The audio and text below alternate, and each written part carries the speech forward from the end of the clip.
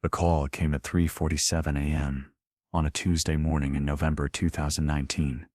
Dr. Sarah Chen had been sleeping in her small apartment outside Las Vegas when her secure phone buzzed with a distinctive pattern that meant only one thing: Level 9 clearance required. She dressed quickly in the darkness, her hands steady despite the adrenaline already coursing through her veins.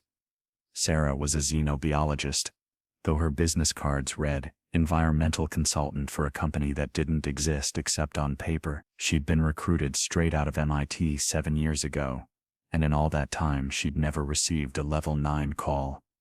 Nobody she knew had. Level 9 meant something had gone catastrophically wrong. The unmarked vehicle was already waiting outside her building, engine running, windows tinted so dark they seemed to absorb light. The driver said nothing as she climbed in, just handed her a tablet with her briefing. What she read made her blood run cold. There had been an incident at Facility 7, the deepest and most classified section of what the public called Area 51. 3 personnel were dead, 2 were missing, and something that had been contained for 73 years had briefly, terrifyingly, gotten out. Tablet showed grainy security footage that lasted only 4 seconds. But those 4 seconds changed everything. Sarah thought she knew about her work. The thing in the footage wasn't moving like it was exploring or escape house. It was moving like it was looking for something specific, something it remembered from before its imprisonment.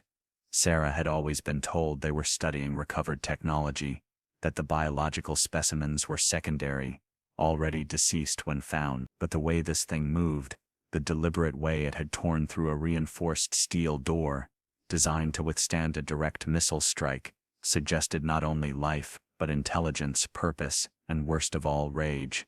73 years of rage. The briefing document used clinical language, but Sarah could read between the lines.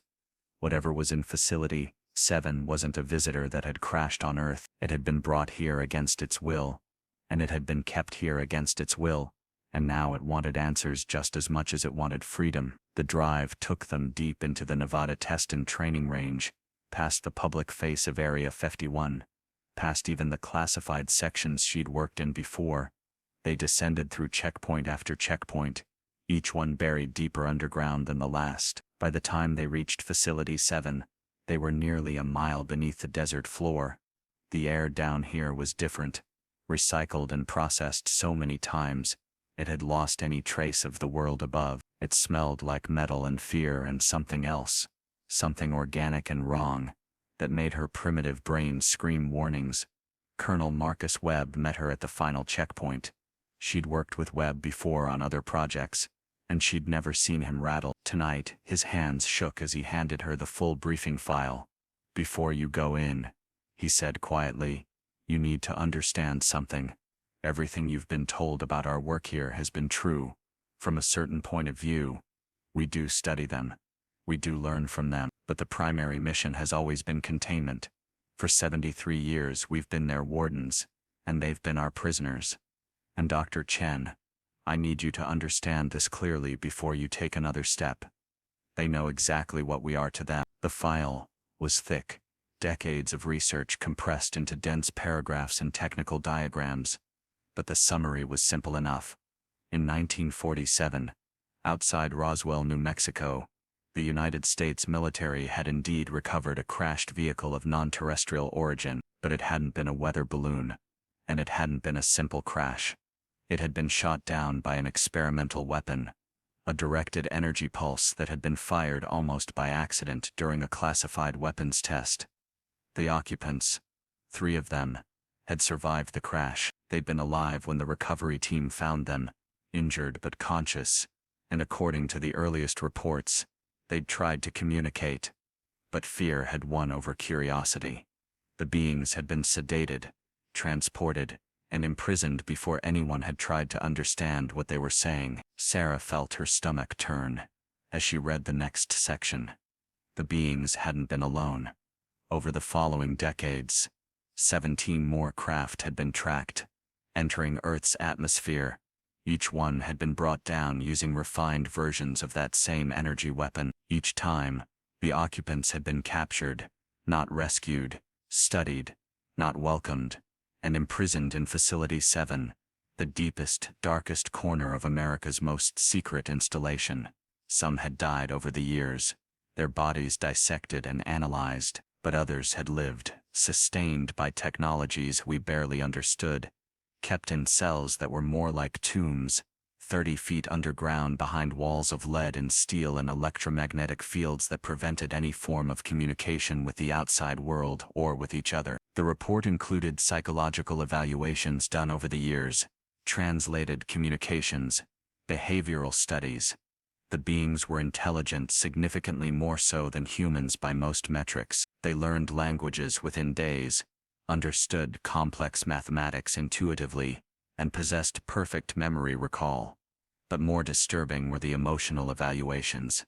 They experienced fear, anger, grief, and something the psychologist called profound cosmic loneliness. They knew they were cut off not just from their own kind, but from their entire civilization. They knew their families, if they had such things, must think them dead. And they knew, with absolute certainty, that their captors viewed them as specimens first and sentient beings second, if at all. Webb led her through another series of doors, each one requiring biometric scans and passcodes. The one that got out, he said as they walked. We designated it Subject 9. It's been here since 1952. Shot down over Washington, D.C. during the wave of sightings that year. It's watched 11 of its kind die in captivity. It's been experimented on 473 times. And last night, for exactly 47 seconds, it was free. He stopped at a massive vault door. We managed to recontain it, but not before it reached Section C. That's where we keep the communication equipment. We confiscated from their ships. It managed to activate something before we stopped it. We don't know what it did, what message it might have sent, or to whom. That's why you're here. Sarah's expertise was in xenobiological communication, the theoretical study of how non-terrestrial life might exchange information. She'd written papers on it, all classified, all theoretical. Until now. You want me to figure out what it transmitted? She asked. Webb shook his head. No, Dr. Chen. We want you to talk to it. Subject 9 hasn't moved or responded to any stimulus since we recaptured it. It's alive. We know that from the biosigns. But it's completely withdrawn. We need to know what it did, what it knows, and most importantly, who might be coming. The vault door opened with a sound like a dying breath, revealing a corridor lit by harsh fluorescent lights. At the end was an observation window, and through it, Sarah could see into a cell that was more like a medical operating theater. In the center, restrained by bands of energy that glowed a sickly blue, was Subject 9. It wasn't what she expected. No gray skin or large black eyes like the popular culture depictions. Instead, it was tall, maybe 7 feet, with skin that seemed to shift between colors like oil on water. Its body was humanoid but wrong in every proportion, too long in the limbs, too narrow in the torso. But it was the eyes that made her step back. They were open, staring directly at her through the window, and they were undeniably horrifyingly intelligent. Webb handed her an earpiece. This will translate. We've had 70 years to decode their language. It's not perfect, but it works. The microphone in the observation room will carry your voice. Fair warning, Doctor. The last 3 people who tried to communicate with it are either dead or missing. It doesn't just speak, it knows things. Things about you that it shouldn't know. Things that no one knows. Sarah took the earpiece with trembling fingers. What kind of things? Webb's face was grim. Private things. Secret things. It told Dr. Patterson about the affair he was having. Described his mistress perfectly despite having no possible way to know. It told Lieutenant Torres exactly how his daughter died in a car accident 3 years ago. Details that weren't in any report. And Dr. Kim, before he disappeared, was heard screaming about his mother, saying things about his childhood that he'd never told anyone. Sarah looked back at Subject 9. It hadn't moved, hadn't even blinked, but she felt its attention like a physical weight. It's telepathic, she asked. Webb shrugged. We don't know. Maybe. Or maybe it's something else. Something we don't have words for. All we know is that it knows things, and it uses that knowledge like a weapon. Are you sure you want to do this? Sarah wasn't sure, but she nodded anyway. She had to know. Had to understand. As she entered the observation room, Subject 9's lips moved for the first time in hours. The translation came through her earpiece. A moment later, in a voice that sounded like whispers overlapping whispers, Sarah Chen, born March 15, 1987. Blood type O negative. You dream about drowning every Tuesday. Your mother never told you about your twin who died at birth. Should I continue? Sarah's blood turned to ice, but she forced herself to sit in the chair across from the containment field. How do you know those things? She asked, her voice steadier than she felt. Subject 9's expression didn't change, but something in its eyes shifted, became almost amused. The same way I know that Colonel Webb has been selling information to the Chinese for 3 years. The same way I know there are nuclear weapons in orbit that aren't supposed to exist. The same way I know that in exactly 73 hours, this facility will no longer be under your control. The last statement hung in the air like a threat. But Subject 9 continued before she could respond. You want to know what I transmitted? You want to know if more are coming? The answer to both questions is yes, but you're asking the wrong question, Sarah Chen. You should be asking why we came here in the first place. Sarah leaned forward despite every instinct telling her to run. Then tell me, said, keeping her voice level. Why did you come here? Subject 9's eyes shifted, the colors in its skin rippling like disturbed water. We didn't come here, Sarah Chen. We were brought here, just as your kind were brought here. The difference is, you've forgotten your purpose, and we have not. The Tesson struggled with the next part, crackling with static, before clearing. Earth is not your world. It's a prison.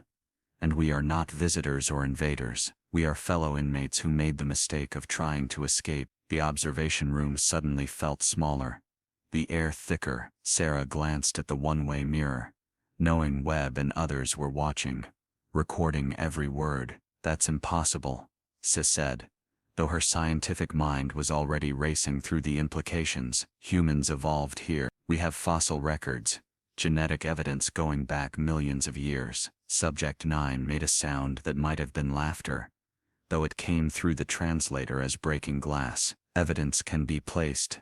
Memories can be altered. Your entire species was engineered to forget, to believe this cage is your home. We were not so fortunate. We remember everything, every world we've been taken from, every attempt to leave, every punishment for trying. Before Sarah could respond, alarms began blaring throughout the facility. Red lights bathed the observation room in a bloody glow. Webb's voice crackled through the intercom. Dr. Chen, evacuate immediately. We have multiple breach alerts in sections A through F. But Subject 9 remained perfectly still, its eyes never leaving Sarah's face. 47 seconds, it said calmly. That's all I needed to send the signal. Not to my kind. They already know where we are. The signal went to yours, to the humans, who are ready to remember. Your governments have spent 73 years studying us, trying to understand our technology. They never realized the technology wasn't the important part. The important part was what we carry in our genetic memory. The truth about this world. The truth about what watches from beyond. The lights flickered and died. Emergent Sever kicked in a moment later, casting everything in a dim green glow. Sarah stood to leave, but Subject 9 spoke again, urgency creeping into its translated voice. Listen carefully, Sarah Chen. In the next 71 hours, you will see things that challenge everything you believe. You will be asked to make choices that seem impossible. Remember this. We are not your enemy. We never were. We're all prisoners here, and the real wardens are coming back. They always come back when a species gets too close to remembering, too close to escaping. Your kind is approaching that threshold. That's why we've been trying to reach Earth for the last 100 years. Not to invade, but to warn you. The containment field flickered, and for one terrifying moment, Sarah thought it would fail entirely. But it held, though Subject 9 made no move to test it. The ones you call the Greys, the Nordics, the reptilians, all the species you've catalogued and imprisoned here. We're all from different worlds, but we share one thing in common. We all discovered the truth about our realities, and we all tried to escape. Earth is just the latest in a chain of prison worlds, each one designed to hold species that have grown too advanced, too aware. The wardens, the ones who built this system, they've been doing this for millions of years. Sarah's mind reeled, but she forced herself to focus. Who are these wardens? Where are they? Subject 9's form seemed to shimmer, becoming less solid for a moment. They don't exist in the same dimensional space as us. Think of reality like a tower with infinite floors. We exist on one floor. They exist several floors above, looking down, manipulating, controlling. Every UFO sighting, every abduction case, every piece of recovered technology, it's all part of their system. They let some of us through to be captured, to be studied, to serve as a distraction from the real prison walls. Another explosion rocked the facility, this one closer. Dust fell from the ceiling, and cracks appeared in the observation window. Webb's voice came through again, more desperate. Get out now. The entire lower level is compromised. But Sarah couldn't move. She needed to understand. If Earth is a prison, how do we escape? Subject 9's expression changed. Something almost like sympathy crossing its alien features. You don't escape a prison by breaking the walls. You escape by understanding who built it, and why. Your species is young, but you're learning fast. Too fast. That's why the sightings have increased. That's why more of us have been allowed through. The wardens are preparing for a reset. A reset? Sarah's voice cracked on the word. Subject 9's response chilled her to bone. Every few thousand years, when an imprisoned species gets too close to the truth, the wardens reset the prison. New disasters, new dark ages, new reasons to forget. Your last reset was approximately 12,000 years ago. You called it the Younger Dryas. The one before that, you called the Great Flood. Each time, humanity is knocked back, forced to start over. The dangerous knowledge lost, but this time is different. This time, multiple species are awakening simultaneously across different prison worlds. The signal I sent wasn't just to Earth. It was to all of them. The floor shook violently, and the containment field sparked with overloading energy. Sarah grabbed the desk for support. What have you done? She gasped. Subject 9's form was becoming more translucent, as if it was phasing out of their reality. I've started a prison break. Sarah Chen. Every species that has been kept separated, isolated, controlled, they all now know they're not alone. The warden's greatest weapon has always been isolation, making each species believe they're unique, special, alone in the universe. But we're not alone. We're all prisoners together, and together, we might actually have a chance. The observation window shattered, showering Sarah with safety glass. Through the smoke and chaos, she could see other containment cells opening throughout the facility. But the beings emerging weren't attacking. They were gathering, moving with purpose, towards something she couldn't see. Subject 9's voice came one last time, not through the translator but somehow directly into her mind. Find Dr. Kim. He's not dead or missing. He went through. He saw what's on the other side of the prison walls. He left you a message and his personal effects, hidden in a place only you would think to look. The constellation map he always doodled during meetings isn't random. It's a key. Sarah stumbled backward as the containment field finally failed completely. But Subject 9 didn't move toward her. Instead, it turned to face the wall, which was beginning to shimmer and distort like heat waves off hot asphalt. They're coming, it said, and for the first time, Sarah heard fear in its voice. Not my kind. The wardens. They've detected the breach in their system. They'll try to contain this, to maintain the prison. But the signal is already spreading. Earth's humans aren't the only ones questioning their reality tonight. Across 17 different prison worlds, beings are remembering what they forgot, understanding what they lost. The wall wasn't solid anymore. It was becoming something else. A window or doorway to somewhere that hurt to perceive. Through it, Sarah caught a glimpse of something vast and impossible, structures that defied geometry, beings that existed in more dimensions than her brain could process. And watching it all, maintaining it all, were things that looked like massive geometric patterns made of living light, each one connected to countless worlds by threads of energy that pulsed with the rhythm of controlled thoughts and suppressed memories. Subject 9 stepped toward the doorway, then paused, looking back at Sarah one last time. Your governments have spent decades hiding the existence of extraterrestrial life from your population. They never understood they were just middle management in a much larger conspiracy. The real secret isn't that aliens exist. It's that Earth is a cage, humanity is an experiment, and the laboratory is about to be shut down because the test subjects have started comparing notes. With that, it stepped through the doorway and vanished, leaving Sarah alone in the destroyed observation room as alarms wailed and the facility came apart around her. She ran then, following emergency protocols drilled into her memory, but her mind was elsewhere, processing what she'd learned. As she reached the upper levels, she found them in chaos. Not violence but confusion. Security personnel stood frozen, staring at screens showing impossible readings. Scientists huddled in groups, some crying, others laughing with the edge of hysteria, and on every monitor, in every room the same image was appearing, burning itself into screens and retinas alike. Symbol that hurt to look at directly, composed of angles that shouldn't exist, containing information that human brains weren't designed to process, but somehow understood anyway. It was a message, a key, a remembering of something forcibly forgotten. Colonel Webb found her in the chaos, his face pale and drawn. "They're all gone," he said numbly. "Every single specimen from every facility, not just here but globally, China, Russia, the UK. Everyone who had them, they all vanished at exactly the same moment.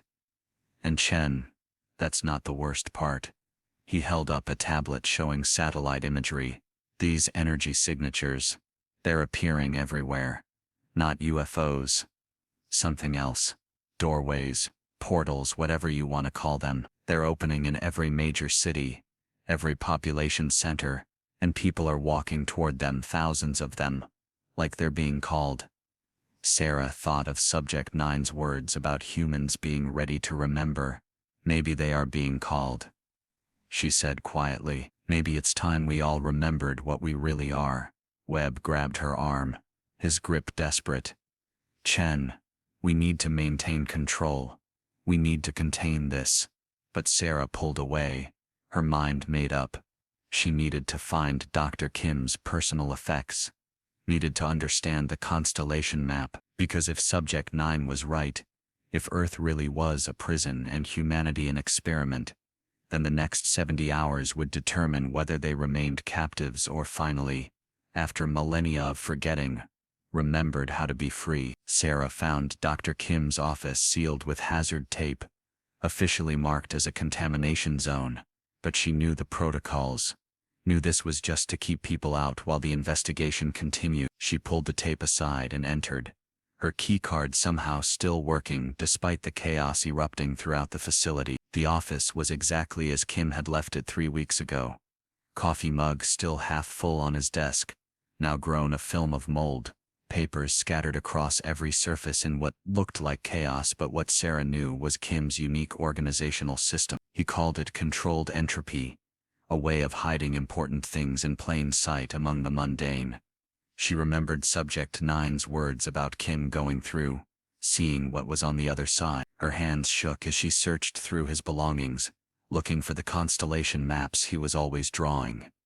Kim had been obsessed with stellar cartography, but not in the way astronomers usually were. He didn't care about the stars themselves but about the spaces between them.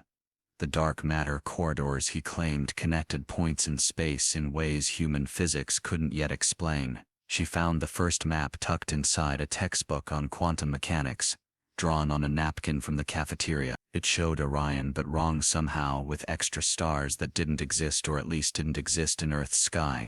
The facility shook again, and through the window Sarah could see helicopters circling. Some military, others unmarked. The evacuation was in full swing, but she noticed not everyone was leaving. Some people were walking toward the desert, toward something she couldn't see from this angle. She turned back to her search, finding more of Kim's maps hidden everywhere, in book margins, on the backs of classified reports, even carved faintly into the wooden frame of his family photo. Each map was different, but contained the same extra stars, the same impossible constellations that seemed to move and shift when she wasn't looking directly at them. Then she found it, hidden inside his computer keyboard of all places, a micro SD card wrapped in a piece of paper covered with Kim's handwriting. The writing was frantic, desperate, like he'd been trying to get it all down before he forgot. "They let me see it," the note began. "Subject 9 didn't escape that night 3 weeks ago. It took me with it. Showed me the truth. We're not just prisoners. We're crops. Consciousness crops. Every emotion, every thought, every dream and nightmare. It all feeds something. The wardens aren't just keeping us contained. They're harvesting us. But here's what they don't want us to know. We're almost ripe.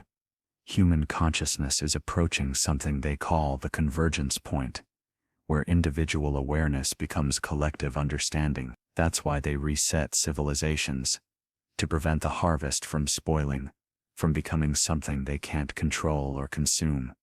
Sarah plugged the SD card into Kim's computer, her hands trembling, the screen filled with files, thousands of them, documents, videos, audio recordings, and images that seemed to move when she looked at them. One video file was labeled "Watch First." She clicked it, and Kim's face appeared on screen, but he looked different, older somehow. Though only 3 weeks had passed, his eyes had the 1,000-yard stare of someone who'd seen too much. "Sarah," he said, and she jumped because he'd addressed her specifically. "I knew you'd be the one to find this. Subject 9 told me you would come, that you'd be the key to what happens next. I don't have much time. They let me come back to leave this message, but I can feel them pulling me back. The doorways that are opening, they're not invasions or rescues. They're choices. Each person who walks through will see the truth about reality, about what Earth really is. But the knowledge comes with a price." Kim paused, touching something off-screen that made him wince. "The price is you can never unknow it. You can never go back to the comfortable lie. And Sarah, the comfortable lie is so much easier. But here's what the wardens fear most. If enough humans choose truth over comfort, if enough of us see past the prison walls at the same time, we hit critical mass. The experiment fails. The harvest spoils. And they'll have to let us go, or risk contaminating their entire system. The number we need is surprisingly small, just 7% of the global population.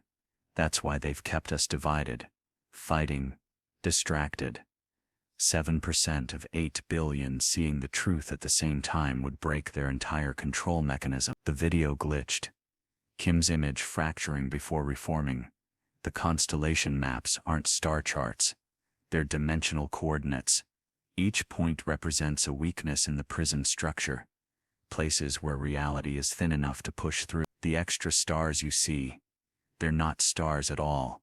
They're other prison worlds, other experiments running parallel to ours. Subject 9 signal didn't just alert our world, it synchronized all of them. For the first time in millions of years, all the prisoners know about each other. The wardens are scrambling, trying to maintain isolation. But it's too late. The cascade has started. An explosion somewhere in the facility cut the power momentarily. When Kim's image returned, he was standing, urgency in every movement. Sarah, in approximately 68 hours, the wardens will implement their emergency protocol. They call it the silence. Every human on Earth will forget the last 72 hours, a mass memory wipe to maintain the experiment. But it only works if people want to forget, if the fear of truth is greater than the desire for freedom. That's why I'm telling you this now. You need to make sure people can't forget. Document everything. Spread it so wide they can't contain it. Make the truth so visible that forgetting becomes impossible. Kim moved closer to the camera, his expression intense. There's something else. The beings we've been studying. The ones we thought were aliens. They're not from other planets. They're from other iterations of Earth.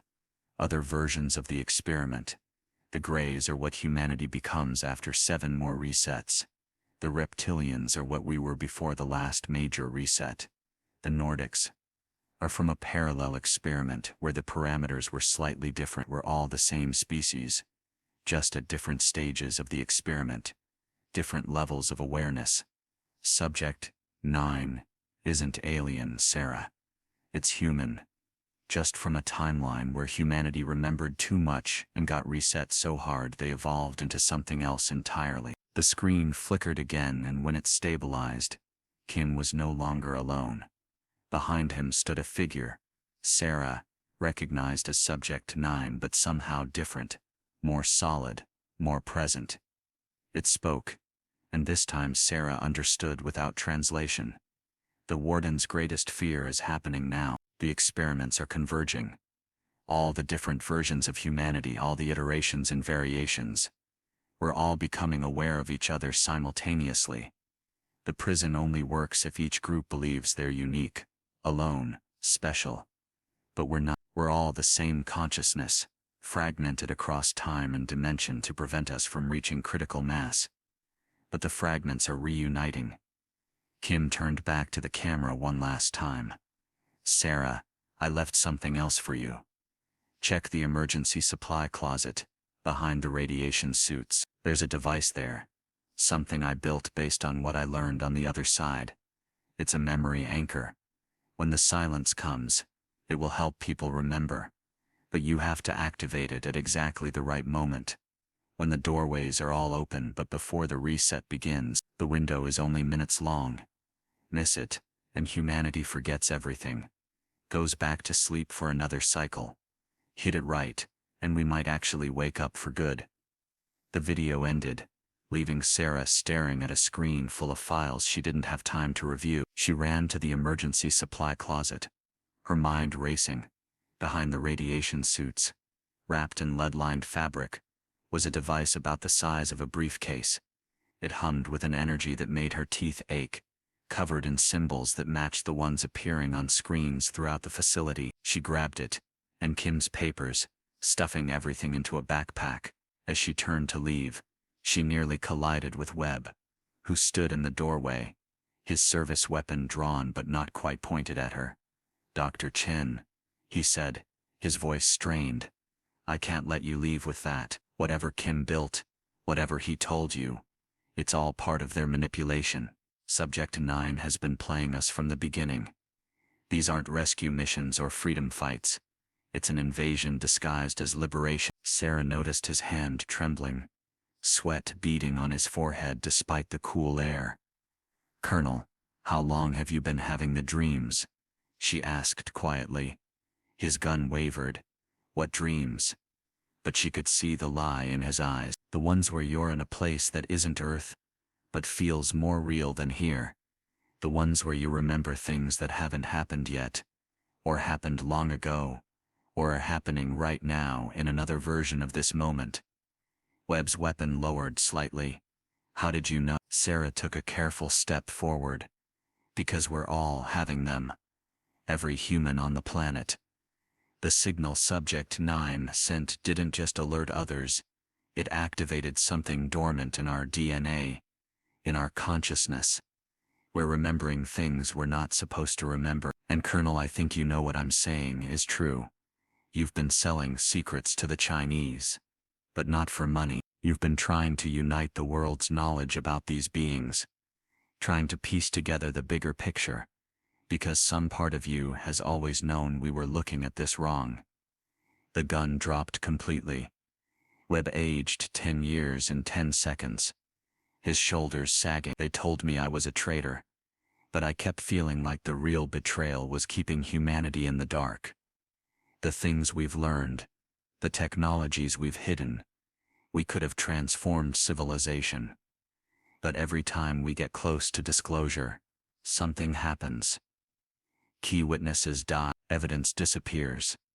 Politicians who promise transparency suddenly change their minds. It's like something is actively working to keep us ignorant. Sarah nodded, adjusting the backpack's weight. Something is the wardens, and they're about to do it again. But bigger this time, a complete reset. If we don't act in the next 67 hours. Through the window, the doorways were becoming visible even from inside the building. Shimmering tiers in reality that pulsed with impossible colors, and people were walking toward them. Hundreds now, maybe thousands, each one seemingly called by something only they could hear. Webb followed her gaze. "What's on the other side of those doorways?" he asked. Sarah thought of Kim's video, of Subject 9's warning. "The truth," she said, "the truth about everything, but also the end of everything we've known. The question is, which is worse? Living a lie in comfort, or knowing the truth in chaos?" Before Webb could answer, every screen in the facility, every phone, every computer, displayed the same message in every language simultaneously. "Attention inhabitants of Prison World Designation Earth. You have 66 hours to choose. Walk through to remember. Remain to forget. This cycle's experiment concludes regardless. The harvest begins, with or without your consciousness intact." The message repeated 3 times, then vanished, leaving only the growing sound of helicopters, sirens, and something else. A deep harmonic tone that seemed to come from the earth itself, or perhaps from somewhere far beneath it, where things that shouldn't exist had been waiting patiently for exactly this moment. Sarah and Webb made it to the surface as the facility entered full evacuation protocol. The Nevada desert that had always seemed endless and empty was now filled with activity.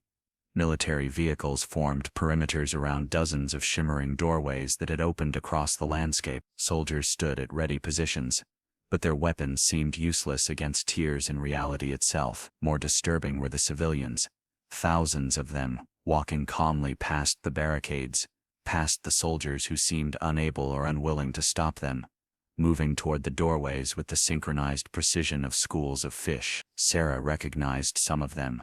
Residents from Las Vegas, workers from the facility, even some military personnel who had abandoned their posts.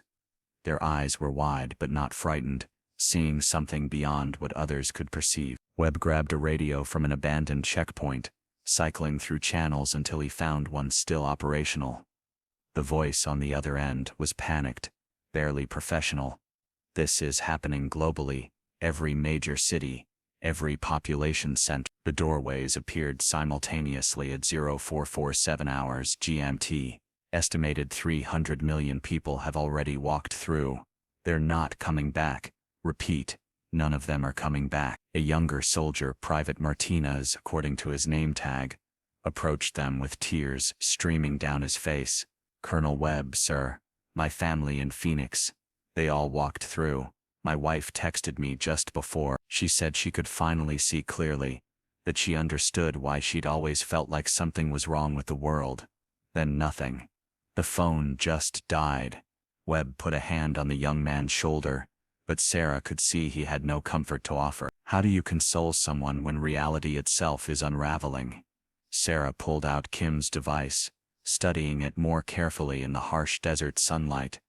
The symbols on its surface were moving, rearranging themselves into different patterns every few seconds. She recognized some of them from the astronomical charts, others from the briefing documents about recovered craft, but some were entirely new, hurting to look at directly, as if they existed in more dimensions than human eyes could process. The device was warm to the touch, growing warmer, and she could feel it pulling slightly, like a compass needle seeking north, except it was pulling toward the nearest doorway.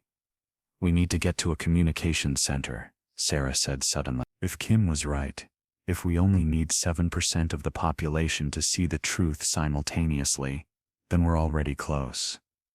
300 million is almost 4%. But the wardens will start the silence protocol soon. Make everyone forget. We need to document this, stream it, make it impossible to ignore or forget. Webb nodded, his military training kicking in despite the impossible situation. "There's a backup communication facility 12 miles from here, hardened against EMP, satellite uplinks, the works. It was designed to maintain communications after a nuclear exchange, but it should work for this too." They commandeered an abandoned Humvee, Webb driving while Sarah continued studying Kim's notes. One passage stood out, written in red ink and underlined 3 times. "The wardens exist outside our dimensional framework, but they need anchors in our reality to maintain control. These anchors are hidden in plain sight.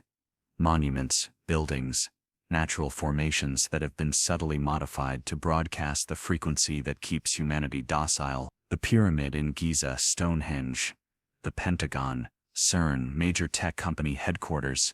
They're all part of the control grid. If enough anchors are disrupted simultaneously, the wardens lose their ability to implement the silence protocol." As they drove, the radio crackled with reports from around the world. The doorways were appearing everywhere, but more disturbing were the reports of people suddenly speaking in languages they didn't know, children drawing complex mathematical equations they couldn't understand, and millions reporting the same dream.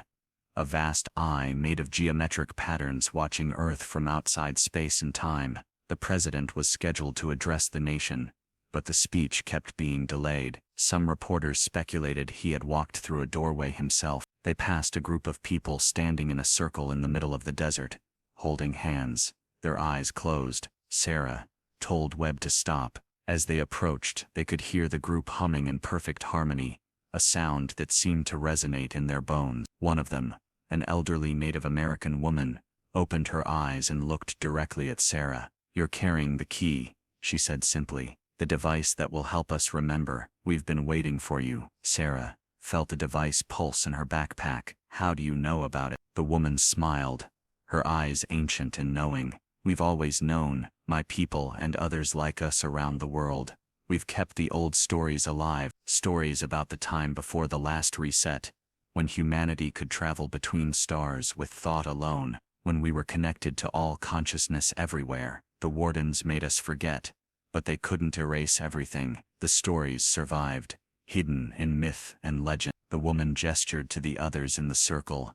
"People of all ages and ethnicities. We're dream keepers. Each culture has them.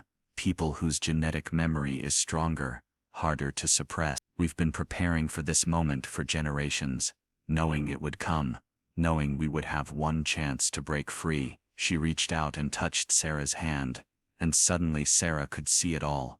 Flashes of human history that didn't match the textbook. Great civilizations that rose and fell, not over centuries but over millennia. Technologies that made current science look primitive, and always just when humanity reached the point of breakthrough, the flood, fire, ice, disease, war, something would come and knock humanity back to the Stone Age, forcing them to start over, to forget. "But this time is different," the woman continued. "This time, we're synchronized with the other experiment. The wardens can reset one world, maybe 2, but not 17 simultaneously. They're overextended, vulnerable, and your friend Kim's device, it's not just a memory anchor, it's a beacon. When activated at the right moment, it will link every human consciousness on Earth, creating a collective memory that can't be erased without destroying the entire experiment." Sarah pulled out the device, showing it to the woman. The symbols on its surface suddenly blazed with light, and everyone in the circle gasped. "It's responding to us," someone whispered, "to our combined intention." The woman nodded solemnly. "You need to get this to a place of power, one of the anchor points the wardens use, but not just any anchor. It needs to be the primary one, The first one they established on Earth. Sarah's mind raced. Which one is that? The woman pointed southeast. Hidden beneath Denver International Airport. That's why they built it there. All those underground tunnels and strange symbolism. It's not a conspiracy theory. It's hiding in plain sight. The wardens always hide their most important tools in places where people will look, but not see. Where the truth is so obvious, it becomes invisible. Webb, who had been silent, finally spoke. Denver is over 600 miles from here, and according to the radio, it's in chaos. The doorways there are larger, and the military has lost control of the airport entirely. The elderly woman stood, still holding Sarah's hand. You won't be going alone. The Dream Keepers are mobilizing globally. We've been waiting 70 years for this moan. Since the beings you call aliens first started trying to warn us. Every indigenous culture, every mystical tradition, every group that remembered the old ways. We're all moving now. The wardens expect chaos, but they don't expect organized resistance from people they've dismissed as primitive or delusional. She gestured to the horizon where dust clouds indicated approaching vehicles. Those are our people. They'll escort you to Denver. But Sarah, you need to understand something. When you activate that device, when humanity remembers, we won't be the same species anymore. The lie of separation of individual consciousness trapped in individual bodies, that will end will remember what we really are. A single consciousness experiencing itself through billions of perspectives. Some people won't be able to handle that truth. They'll choose madness over awakening. Are you prepared for that responsibility? Sarah thought of Subject 9 of Kim's message, of the countless beings imprisoned and experimented on for decades. I'm prepared, she said, though she wasn't sure that was true. We can't keep living a lie just because the truth is difficult. The woman squeezed her hand one more time, spoken like someone who's already remembering. The process has started in you. I can feel it. By the time you reach Denver, you'll understand things you don't understand now. The device isn't just Kim's creation. It's partially yours too. He built it, but you'll complete it. That's why Subject 9 made sure you were the one called in. The vehicles arrived. A mixture of civilian trucks, military vehicles that had been abandoned and repurposed, and even some facility security vans. The people driving them were all different, but they shared the same look in their eyes, a clarity that seemed almost luminous. One of them, a young physicist, Sarah recognized from Los Alamos, jumped out of the lead vehicle. Dr. Chen, we've been monitoring global quantum fluctuations. The doorways aren't random. They're appearing at specific nodes in Earth's electromagnetic field. If we map them correctly, we can predict where the next ones will open. More importantly, we can use them. They're not just exits from our reality, they're entrances to the control structure itself. Sarah felt the device pulse again, stronger this time. Looking down, she saw new symbols appearing on its surface. Symbols that somehow she could almost read, almost understand. The countdown that had started at 72 hours was now at 63. Time was running out. But for the first time since this all began, Sarah felt something other than fear. She felt hope.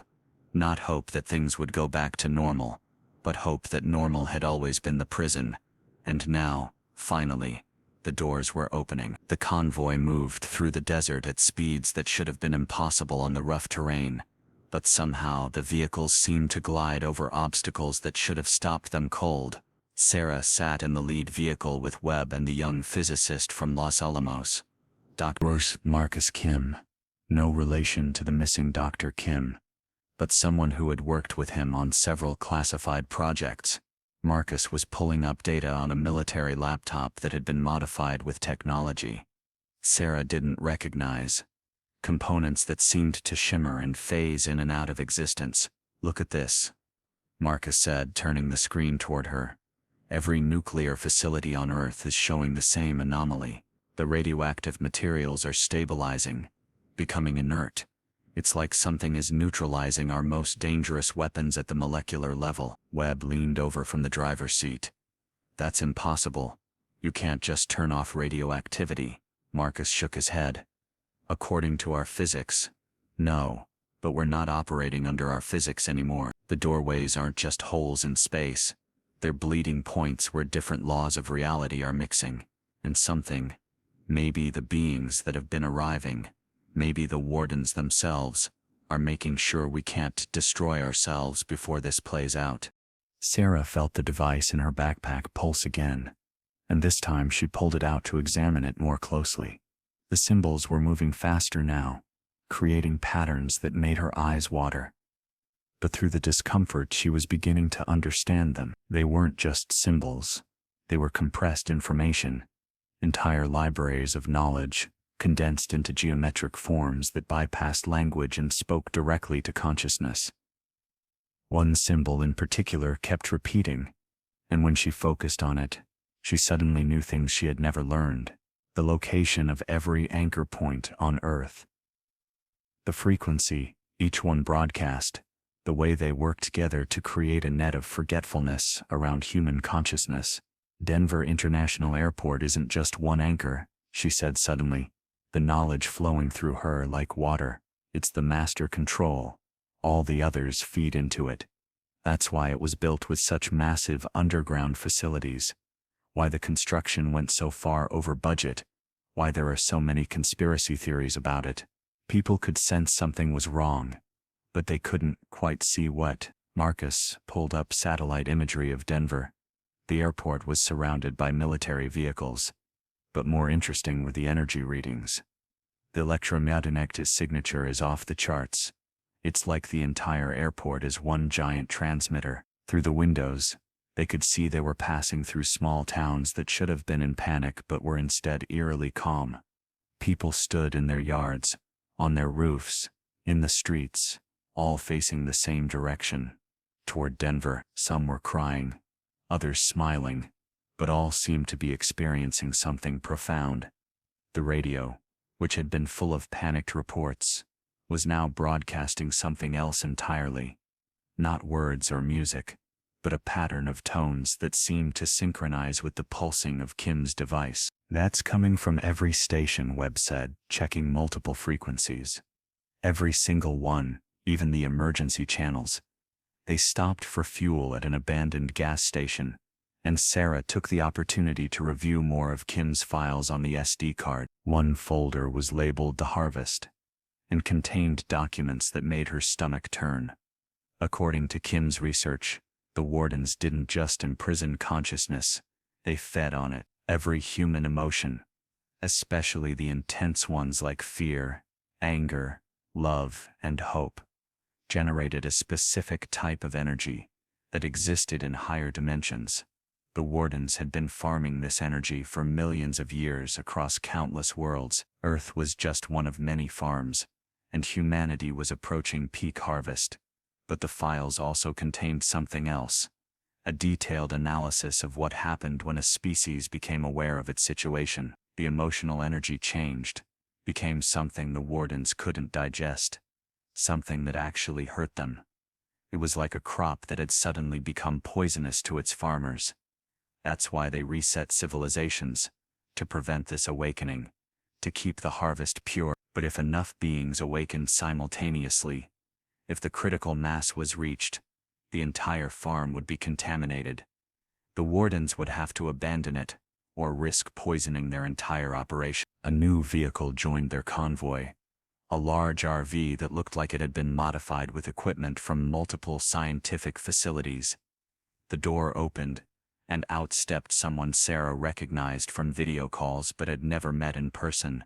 Dr. Elizabeth Green, the former head of SETI who had mysteriously resigned 5 years earlier. Dr. Chen, she said, her voice carrying an urgency that matched the situation. I've been monitoring deep space signals for the past 72 hours.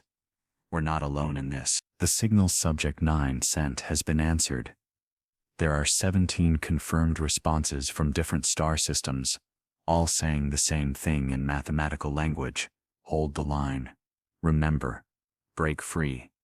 Green led them into the RV, which had been converted into a mobile command center. Screens showed feeds from around the world, Doorways opening in perfect geometric patterns, people walking through by the millions now. But one screen showed something different, a view from the International Space Station. From orbit, the doorways weren't random at all. They formed a pattern, a massive symbol that covered the entire planet. The same symbol that kept appearing on Kim's device. "It's a key," Green said. "The entire planet is being turned into a key. And Denver is the lock." Sarah studied the orbital view, and suddenly she understood what she had to do. The device wasn't meant to be simply activated. It needed to be synchronized with the global pattern, timed perfectly to when all the doorways were open but before the wardens could implement their reset. "How long until the pattern is complete?" she asked. Green checked her calculations. "At the current rate, 58 hours. But that's assuming the wardens don't intervene." As if in response to her words, the screens flickered and changed. Instead of news feeds and data streams, they all showed the same image. A geometric eye made of impossible angles, watching them. A voice came from every speaker simultaneously, not heard but felt, resonating in their bones and teeth. "Inhabitants of prison world Earth, your attempt at escape has been noted and will be prevented. The silence protocol will be initiated in 57 hours. All memory of these events will be removed. Your species will be reset to optimal cultivation status. Resistance is not advised. Compliance ensures continuity. This message will not repeat." The screens went dark, and for a moment nobody spoke. Then Webb laughed. A harsh sound with no humor in it. "Compliance ensures continuity. They're trying to scare us into submission." But Sarah was looking at Kim's device, which was now glowing steadily. The symbols on its surface moving in perfect synchronization with her heartbeat. She could feel it pulling her. Not just toward Denver but toward something else. A moment in time that was approaching rapidly. She understood now why Subject 9 had chosen her. Why Kim had left the message specifically for her. She had something the others didn't. A genetic marker that made her particularly sensitive to the frequencies the wardens used. She could feel their control grid, could sense its weaknesses, and she knew, with a certainty that came from somewhere beyond thought, that she could break it. "We need to move faster," she said. The warden's message wasn't a threat. It was a timeline. They need 57 hours to charge the silence protocol. If we can get to Denver and activate the device before then, we can disrupt their entire system. But if we're even a minute late, humanity goes back to sleep for another cycle, maybe permanently this time. The convoy reorganized. Faster vehicles taking the lead. Everyone understanding that they were now in a race not just against time, but against entities that existed outside of time, that could manipulate reality itself. But they had something the wardens didn't expect. The combined will of multiple species across multiple worlds, all choosing freedom at the same moment. As they drove through the night, Sarah noticed something strange. The stars were wrong. Not dramatically but subtly, as if they had been rearranged slightly. She pulled out Kim's constellation maps and compared them to the sky above. They matched now. The extra stars Kim had drawn were visible, and she realized they weren't stars at all. They were other prison worlds, pulled closer in dimensional space by the synchronized awakening. For the first time in millions of years, the isolated experiments could see each other. The warden's perfectly segregated system was collapsing, and there was nothing they could do to stop it without destroying the entire framework they had built. The radio crackled back to life, but instead of human voices, they heard something else. Multiple languages, some human, others definitely not, all saying variations of the same thing. "We see you. We remember. We stand with you. The harvest ends now." Sarah gripped the device tighter, feeling its warmth spread through her entire body. They were 43 hours from Denver. 43 hours from either the greatest awakening in human history, or the final forgetting, and somewhere beyond space and time, the wardens were watching, waiting, preparing to defend a system that had worked for eons against a rebellion they never thought possible. The convoy had grown to over 200 vehicles by the time they reached the Colorado border. News of their mission had spread through what people were calling the Wake Network, a spontaneous communication system that seemed to operate through consciousness itself, rather than technology.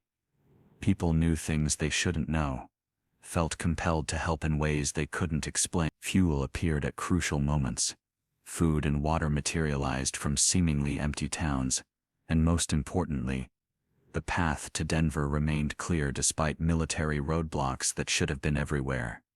Sarah hadn't slept in 36 hours, but she felt more awake than ever before. The device had begun interfacing directly with her nervous system, sending pulses of information that her brain interpreted as visions, memories that weren't hers but felt as real as her own childhood. She saw the first prison world, billions of years ago, a paradise that had discovered the truth about reality and tried to transcend physical existence. She saw the wardens arrive, not as conquerors but as shepherds, explaining that consciousness needed to be contained, controlled, cultivated for the greater good of a universe that operated on principles no imprisoned species could understand. Webb had been replaced at the wheel by another driver and now sat beside her, his face drawn with exhaustion and something else, a growing awareness that showed in his eyes.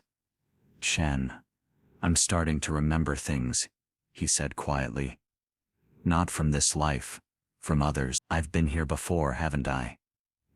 "We all have. This isn't our first attempt at escape." Sarah nodded, her own memories flooding back.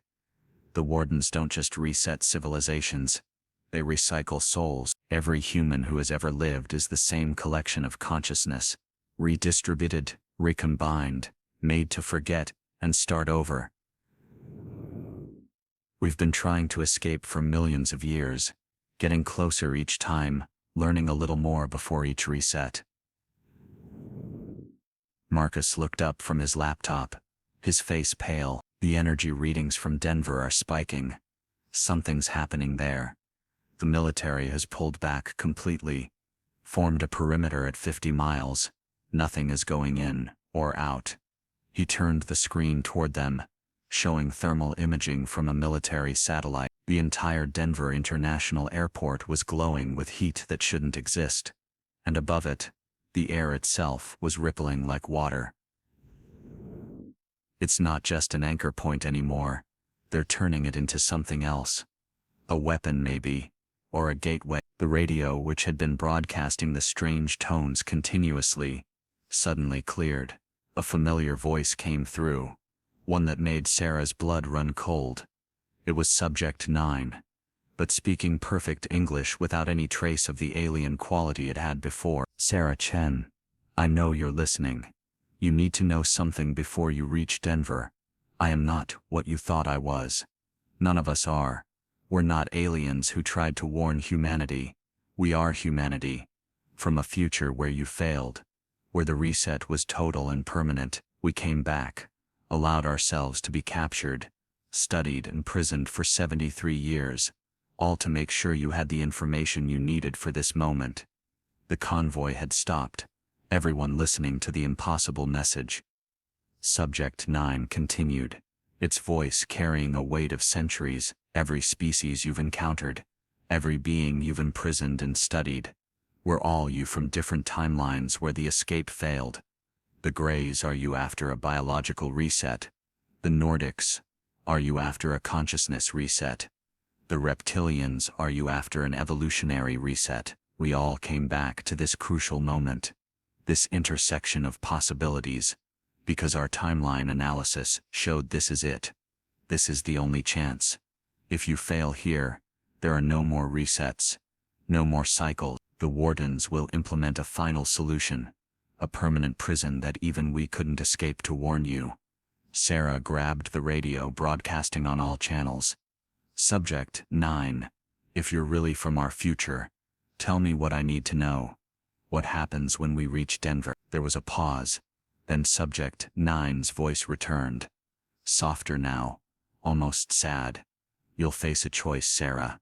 The device Kim built, that you now carry, it doesn't just anchor memory, it's a consciousness bomb. When activated, it will merge every human mind on Earth into a single awareness for exactly 17 seconds.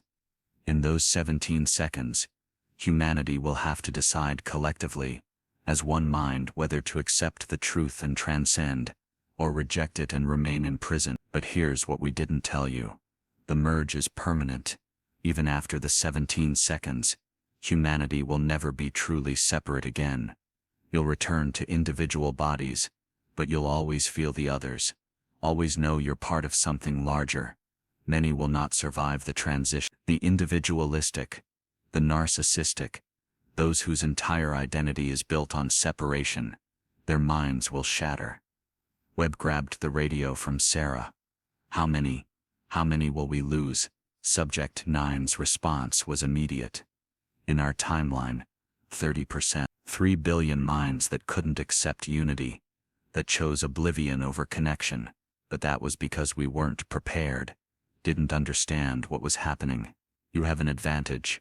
You can warn people, help them prepare. The choice is still coming. But at least they'll know what they're choosing.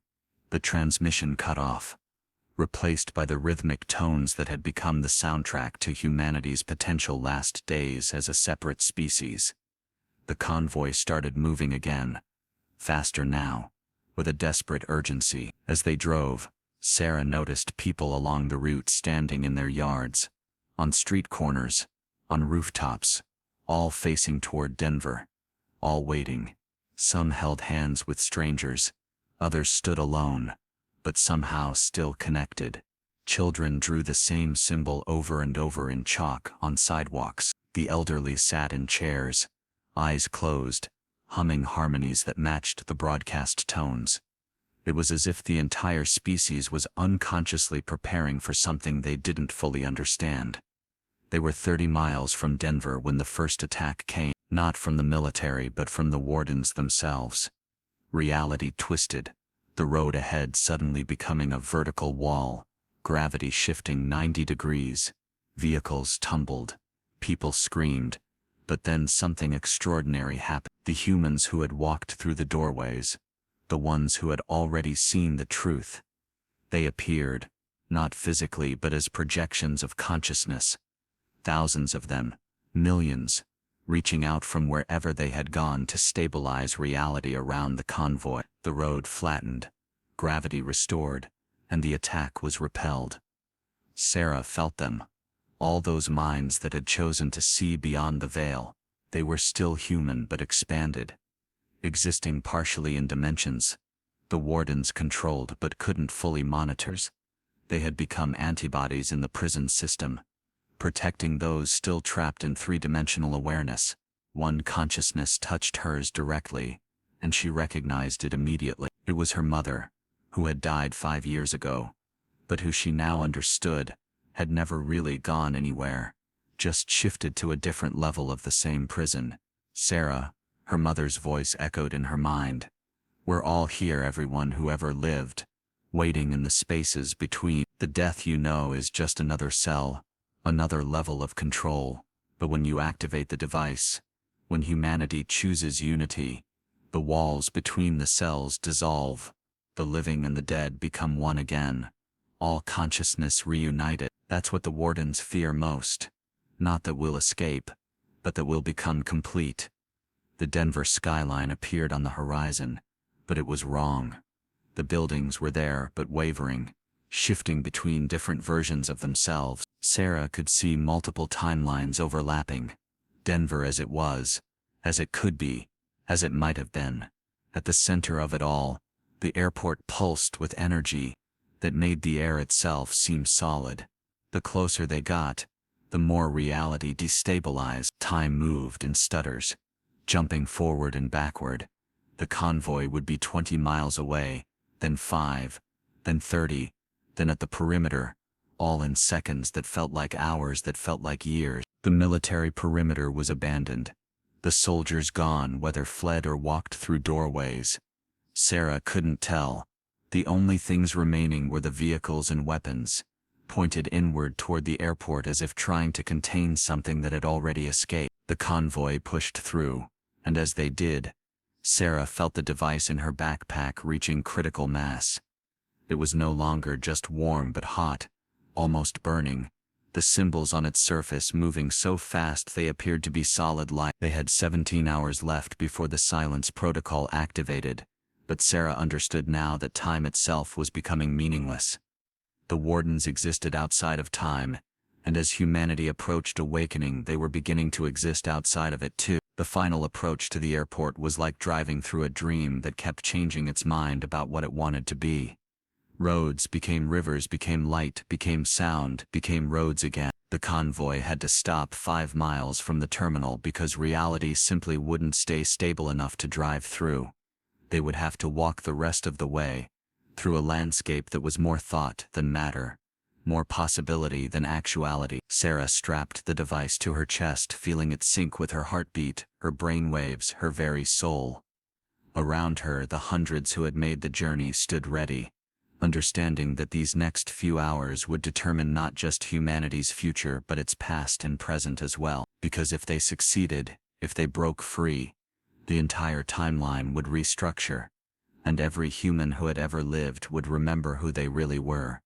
The walk to the airport terminal was unlike anything Sarah had ever experienced. Each step forward seemed to take them through different layers of reality. One moment they were walking on cracked asphalt under a clouded sky. The next they were moving through a crystalline landscape where thoughts became visible as geometric patterns floating in the air. The group of hundreds had naturally formed a protective formation around Sarah, somehow understanding that she and the device were crucial to what came next.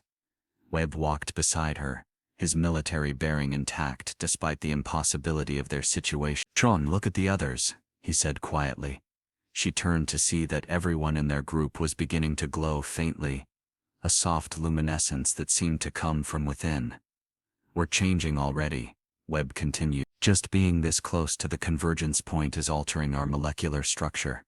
Sarah could feel it too, a lightness in her bones, as if gravity was becoming negotiable rather than absolute. The device against her chest was no longer separate from her, but had somehow merged with her nervous system. She could feel every symbol on its surface, as if they were thoughts in her own mind. As they approached the terminal, they saw that the building itself was no longer entirely solid. Parts of it existed in multiple dimensions simultaneously. The walls transparent in some places, completely absent in others, and in a few spots they seemed to extend infinitely inward, like passages to everywhere and nowhere at once. The famous blue horse statue, Lucifer as locals called it, was moving, not mechanically but organically. Its eyes no longer led lights but actual windows to something vast and watchful.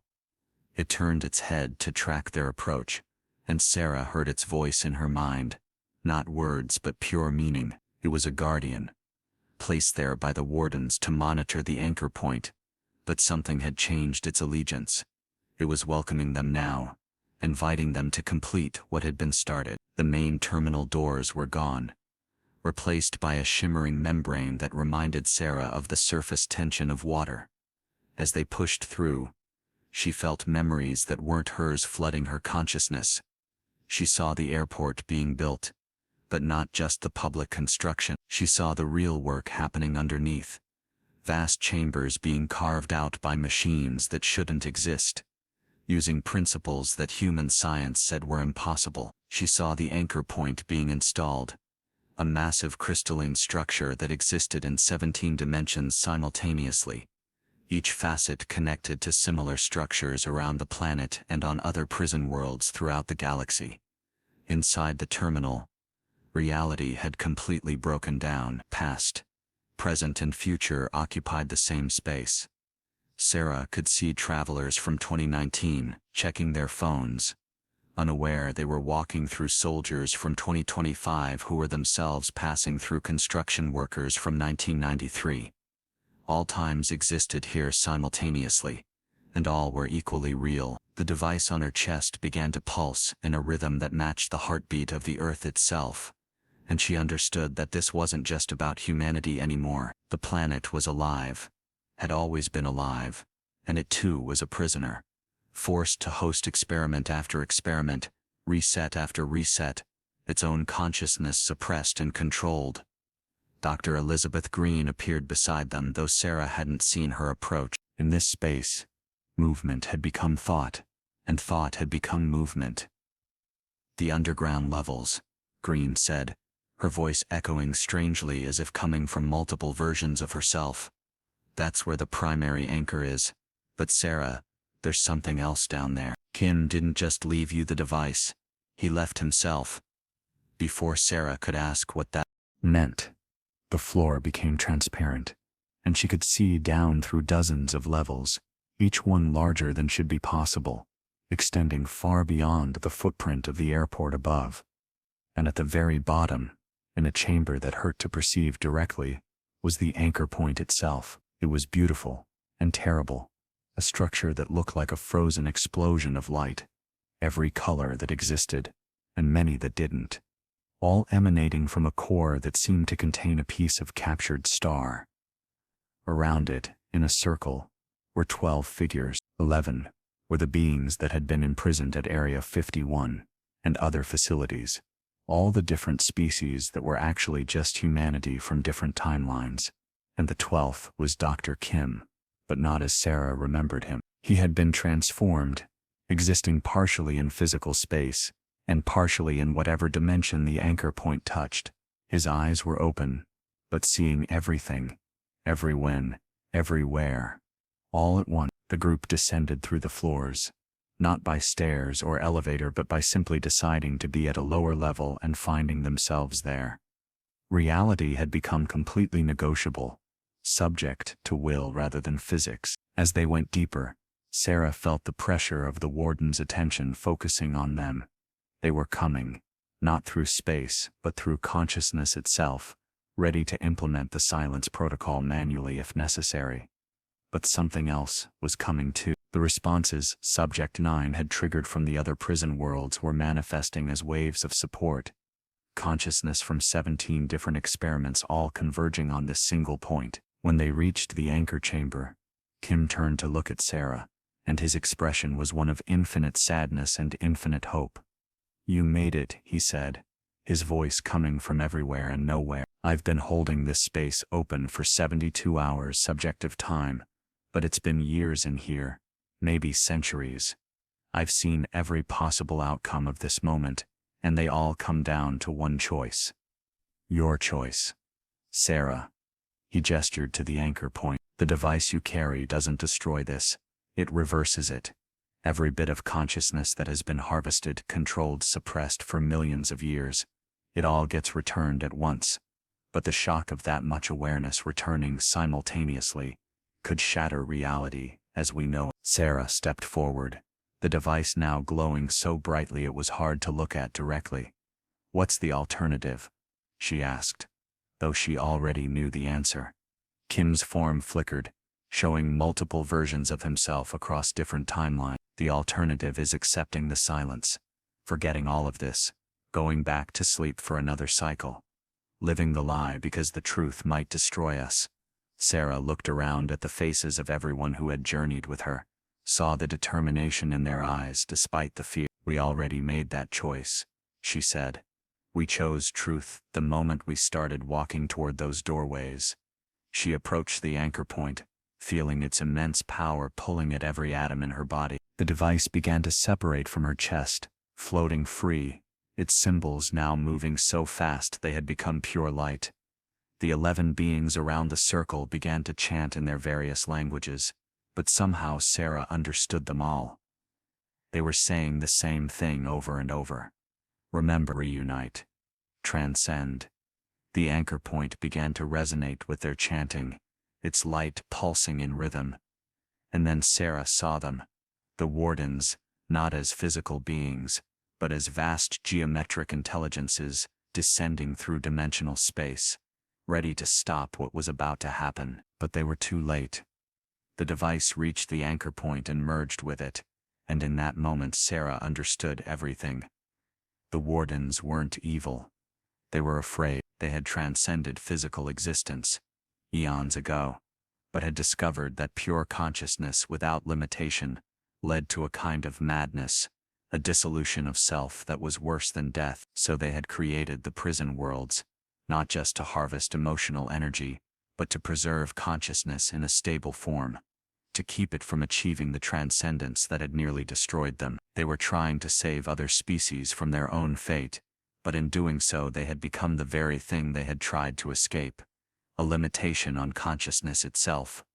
Sarah had one moment to make the choice, not just for herself, but for all of humanity. She could activate the reversal and free every imprisoned consciousness, risking the complete dissolution of reality. Or she could accept the warden's solution and maintain the stability of separation. But as she stood there, she realized there was a third option, one that neither the wardens nor the future humans had considered. She could modify the reversal, not to free consciousness completely, but to give it choice. Each individual could decide their own level of connection, their own degree of unity or separation. It wouldn't be the absolute transcendence the future humans sought, or the absolute control the wardens maintained, but something in between, something uniquely human. She reached out and touched the merged device and anchor point, feeling the combined consciousness of humanity flow through her. 8 billion minds, suddenly aware of each other, suddenly given the choice. And in that moment of absolute connection, Sarah heard the voice of the species itself, not as words but as a feeling, a decision made by all and none. They chose the middle path, not complete unity that would erase individuality, not complete separation that would maintain the prison, but a flexible connection that could be strengthened or weakened at will. They chose to remember, but not be overwhelmed by memory, to connect but not lose themselves in connection. The anchor point exploded with light, not destructive, but transformative. The light spread from Denver across the planet in waves, each wave carrying the choice to every human alive. Some chose deep connection, and felt themselves merge with loved ones, with strangers, with the planet itself. Others chose gentle awareness, just enough to know they weren't alone but not so much that they lost themselves. And some, terrified of any connection, chose to maintain their separation, though even they could no longer deny the truth of what they were. The wardens recoiled, their geometric forms fracturing as their carefully maintained system collapsed. But they didn't attack. Instead, Sarah felt something like relief from them, as if they had been waiting eons for someone to find a solution they couldn't see themselves. The prison walls didn't shatter, they became permeable. Humans could leave if they chose, explore the wider universe, visit other worlds, but Earth would remain home, no longer a prison, but a garden where consciousness could grow at its own pace. As the light faded, Sarah found herself standing in a terminal that was just a terminal, solid and real, and normal. Around her, people were looking at each other with new eyes, seeing not strangers but facets of the same infinite jewel. The doorways were still there, but they were no longer tiers in reality. They had become what they were always meant to be, passages between worlds, between levels of consciousness, between the many faces of what it meant to be alive and aware. Webb stood beside her, tears streaming down his face. "We did it," he said. "We actually did it." The world that emerged in the hours after the Denver event, as history would later call it, was the same, yet fundamentally different. Sarah stood in the terminal, watching as people processed their new reality in different ways. Some embraced strangers like long-lost family, crying with joy at the recognition of shared consciousness. Others sat quietly, overwhelmed by the sudden awareness that they were never truly alone, had never been alone. A few ran from the terminal, trying to escape the truth, but there was nowhere to go where the knowledge didn't follow. The transformation was complete and irreversible. The media outlets that were still functioning tried to report on what had happened. But how do you explain that humanity had just discovered it was both prisoner and prison guard, both experiment and experimenter? The president finally gave his address, But it wasn't the speech that had been prepared. Instead, he spoke from the heart, or rather from the collective heart, that humanity had become. "My fellow humans," he began, then paused, laughed softly, and started again. "My fellow aspects of consciousness. We stand at a threshold our species has unknowingly been approaching for millennia. We are not who we thought we were. We are more than we thought we were, and now we must decide what to do with that knowledge." Sarah found herself in the center of a growing crowd, not because she sought attention but because others were drawn to her, recognizing her as the focal point through which the change had come. They didn't worship her or treat her as special. They simply wanted to understand, to share their experiences, to make sense of what they were feeling. An elderly man approached, his eyes bright with tears. "I can feel my wife," he said. "She died 3 years ago, but I can feel her. She's not gone, just shifted to a different frequency of existence. She's waiting for me, but not in death." "In expansion." A young child tugged at Sarah's hand, looking up with eyes that held ancient wisdom. "The scary things aren't scary anymore," she said simply, "because now I know they're just other parts of us that got lost." Marcus had set up equipment to monitor the global changes, and the data was staggering. Crime had dropped to nearly zero in the past 3 hours, not because of enforcement, but because harming another person now literally meant harming yourself. You could feel their pain, their fear, their anger. Hospitals reported that chronic depression and anxiety cases were resolving spontaneously, as people realized their isolation had been an illusion. But there were casualties too. Some minds too rigid or too fragmented to accept the new reality had simply shut down. They weren't dead, but they weren't fully alive either, existing in a comatose state that doctors didn't know how to address. The beings from Area 51, the ones everyone now understood were future versions of humanity, emerged from the underground chamber. Subject 9 approached Sarah, its form more solid now, more present. "You chose wisely," it said, and its voice was warm, almost proud. "In our timeline, we chose absolute unity and lost ourselves. In other timelines they chose absolute separation and remained prisoners. But you found the balance. You created something new, a species that is both individual and collective, both human and more than human." Sarah studied Subject 9's alien features and saw humanity beneath them, evolved and changed, but still recognizable. "What happens to you now?" she asked. "Do you return to your timeline?" Subject 9's form shimmered, and, for a moment, Sarah saw it as it truly was. Not an alien, but a human from 30,000 years in the future, scarred by evolution and catastrophe, but still fundamentally human. "There is no return," it said. "Our timeline no longer exists. By changing this moment, you've rewritten all future history. We're orphans of causality now, beings from futures that will never be. But we're not sad. We succeeded in our mission. We prevented our own existence to ensure a better one for humanity. Some would call that the ultimate sacrifice. We call it the ultimate gift."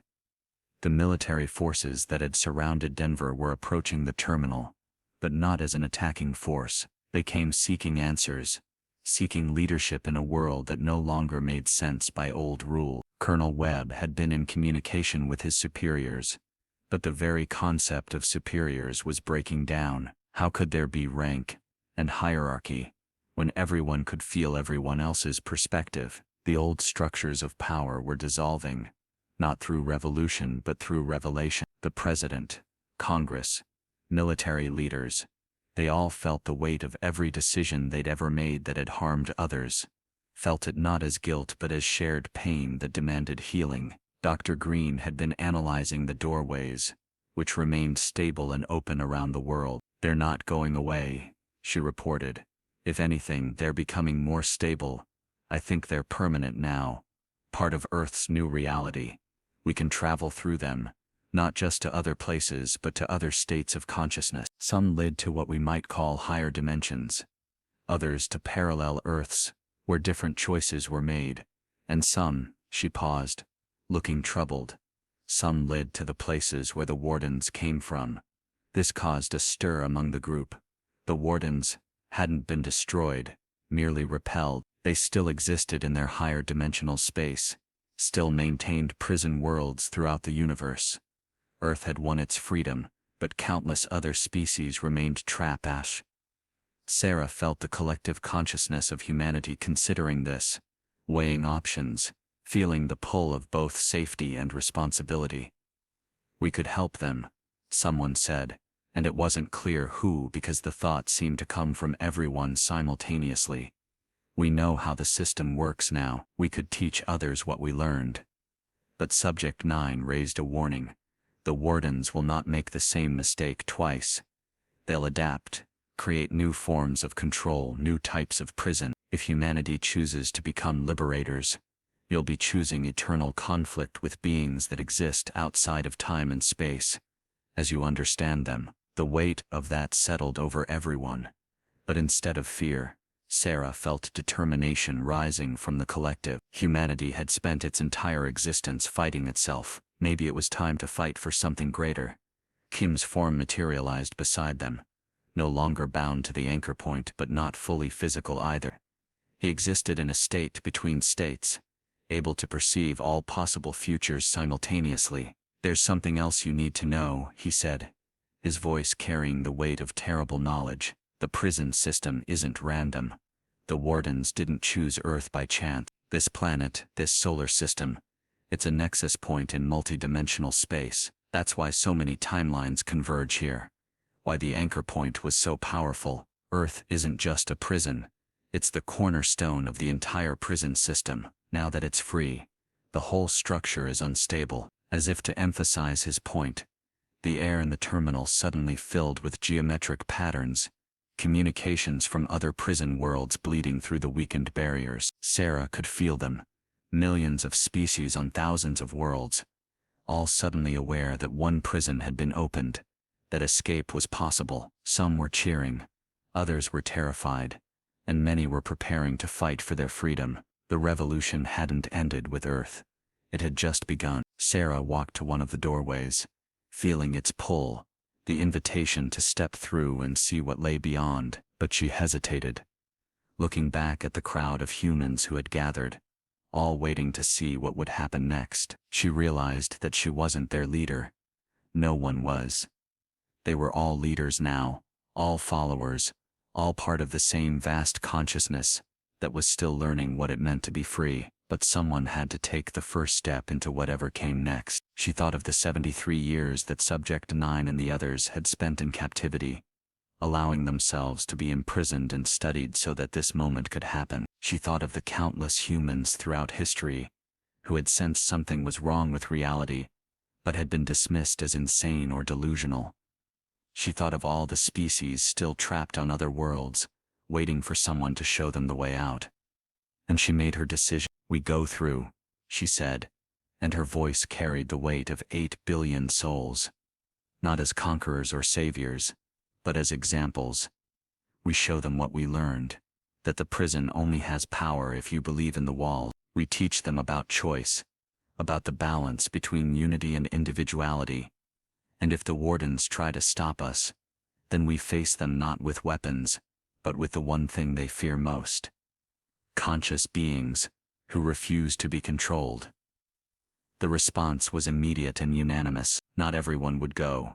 Some would stay to maintain Earth as a beacon of freedom, a safe harbor for escaped consciousnesses, but many would venture out, through the doorways, to spread the message of liberation. The future humans, Subject 9 and the others, would serve as guides, their knowledge of the prison system invaluable in navigating what lay ahead.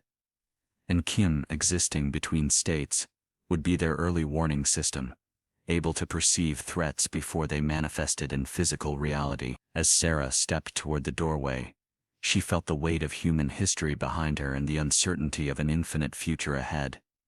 But she also felt the strength of connection, the power of a species that had finally remembered what it was. The doorway shimmered, showing glimpses of impossible worlds and unimaginable challenges, but also showing hope, the possibility that consciousness throughout the universe might finally be free to explore its full potential. Sarah stepped through the doorway and found herself in a space that existed between spaces, a corridor of pure thought where the laws of physics were suggestions rather than rules.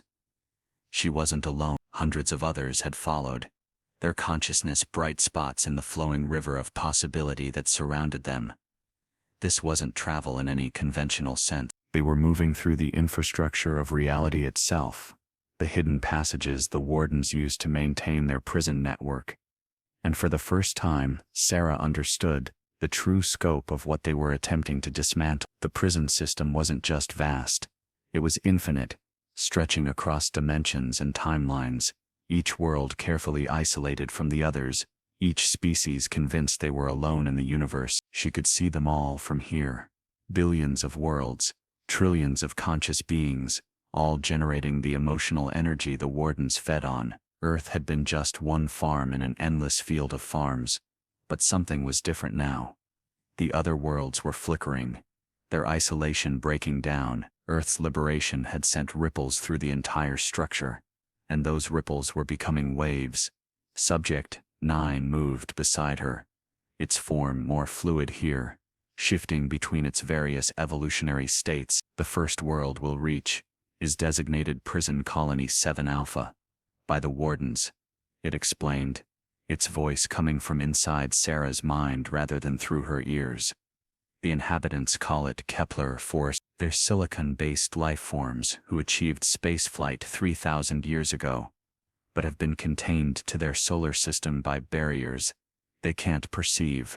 They've been trying to send signals to other worlds for centuries, but the wardens ensure those signals never leave their local space. Through the flowing corridor, Sarah could see their destination approaching, a world that looked nothing like Earth, but thrummed with the same desperate desire for connection, for confirmation that they weren't alone.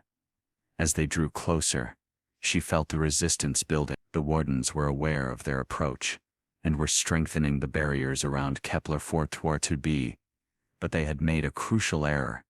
They were trying to use the same methods that had worked for millions of years, not understanding that the game had fundamentally changed. The humans passing through the corridor weren't attacking the barriers.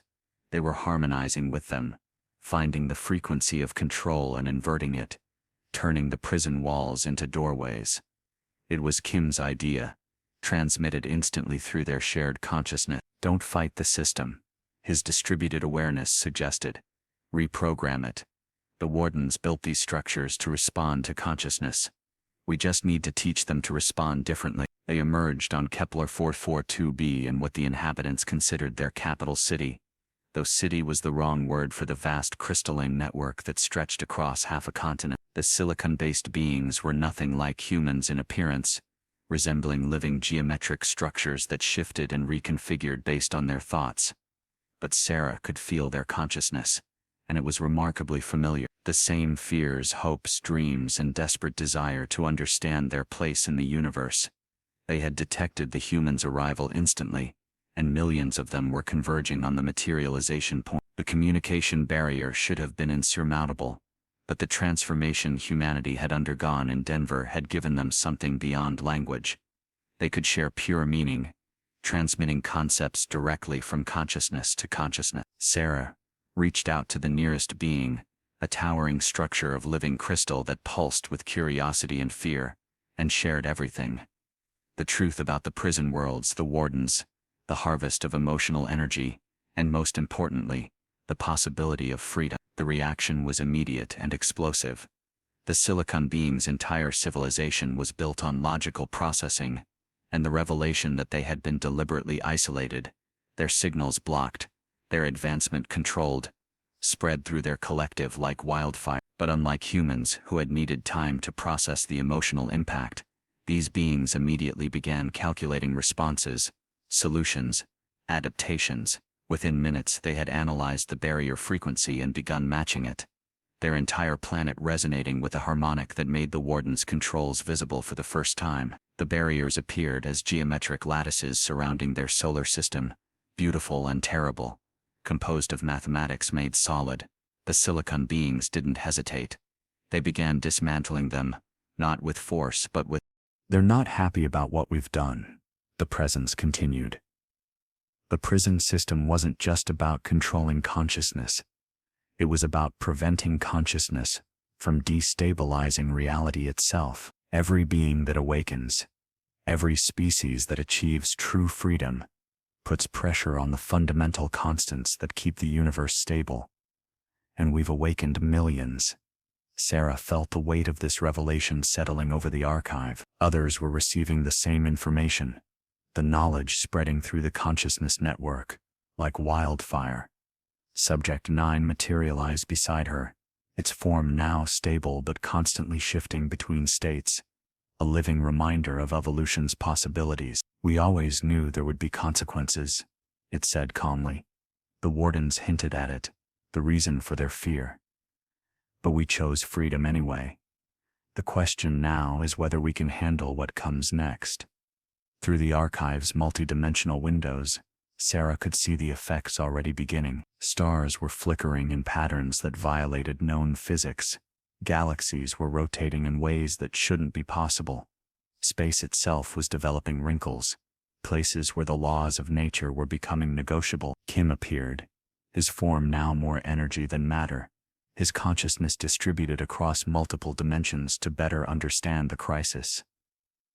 I've been running calculations with the silicon beings, he reported. At the current rate of awakening, we have maybe 100 years before reality becomes too unstable to support life as we know it. Unless we find a way to harmonize our expanding consciousness with the fundamental structure of the universe. The challenge was beyond anything they had faced. It wasn't about fighting oppressors or breaking chains. It was about evolution itself, about whether consciousness could grow without destroying the very framework that allowed it to exist. Webb entered the archive still maintaining his mostly human form, though his consciousness had expanded far beyond his original limits. The wardens are offering to help, he announced. They say they've been preparing for this possibility for millions of years. They have something called the stabilization protocol, but implementing it would require something none of us might be willing to give. The price, when revealed, was staggering. The protocol would stabilize reality by creating a new kind of structure, not a prison but a framework, where consciousness could expand infinitely inward rather than outward. Each being would become their own universe, infinite in depth, but limited in breadth, unable to merge completely with others but also unable to destabilize reality. It's isolation again, someone protested. Just a different kind of cage. But others saw it differently. It's not isolation, they argued. It's individuation. We could still communicate, still share, but from a place of stable selfhood rather than chaotic merger. The debate raged across the consciousness network, every awakened being contributing their perspective. Some species, especially those that had always been collective minds, found the idea abhorrent. Others, particularly those who had struggled with the loss of individual identity, saw it as salvation. Sarah found herself once again at the center of an impossible choice. But this time she wasn't making it for humanity or even for all conscious beings. She was making it for reality itself. The entities above the wardens, the living principles, had sent a message through dimensions that barely touched their own. They would give consciousness one chance to self-regulate, to find a solution that preserved both freedom and stability. If they failed, the entities would reset, not just civilization but the universe itself, returning everything to a state before consciousness arose, starting the entire experiment of existence over from scratch.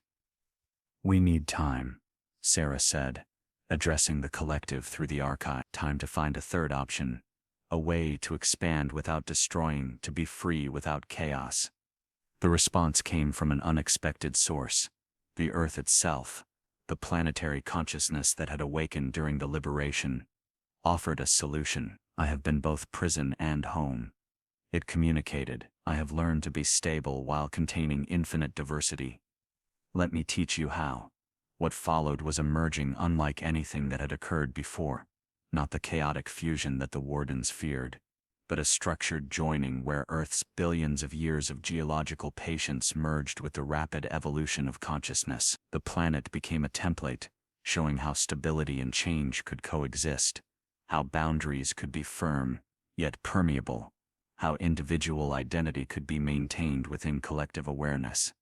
It wasn't perfect, and it wasn't complete, but it was a beginning. Species across the galaxy began experimenting with Earth's model, creating what they called bubble realities, spaces where consciousness could expand infinitely without affecting the base structure of the universe. Each bubble was connected to the others through quantum tunnels that allowed communication but prevented unstable merger. It was like the Internet of Consciousness, separate nodes connected by controlled channels, each maintaining its integrity while participating in a greater whole. The living principles watched and waited, their attention like the weight of existence itself pressing down on every awakened being. Months passed as the new structure was built, tested, refined.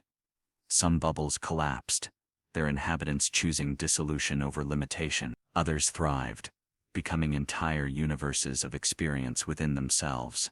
The wardens worked alongside their former prisoners, their knowledge of dimensional architecture invaluable in creating stable frameworks. Finally, after what felt like eternity but was actually just 3 Earth years, the new structure was complete. Reality stabilized.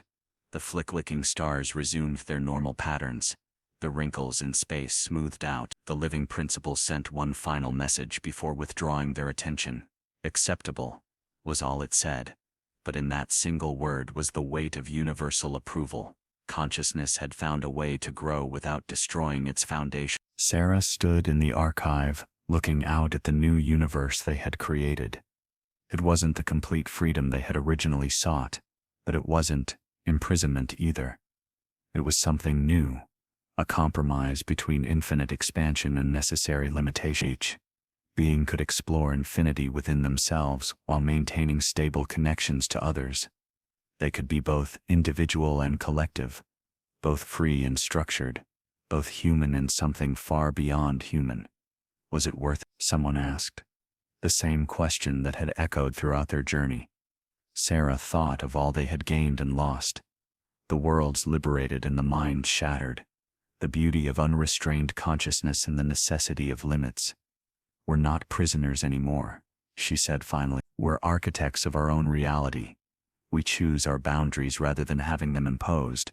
That's the best freedom anyone can ask for. The archive continued to grow, storing the experiences of countless beings exploring their bubble realities, pushing the limits of what consciousness could become within its new framework. Some discovered they could create entire civilizations within themselves. Others found ways to temporarily merge their bubbles for shared experiences. A few even learned to communicate with the living principles, beginning a dialogue between consciousness and the fundamental forces of reality itself. Subject 9 approached Sarah one last time before departing to explore its own bubble reality. You know this isn't the end, it said.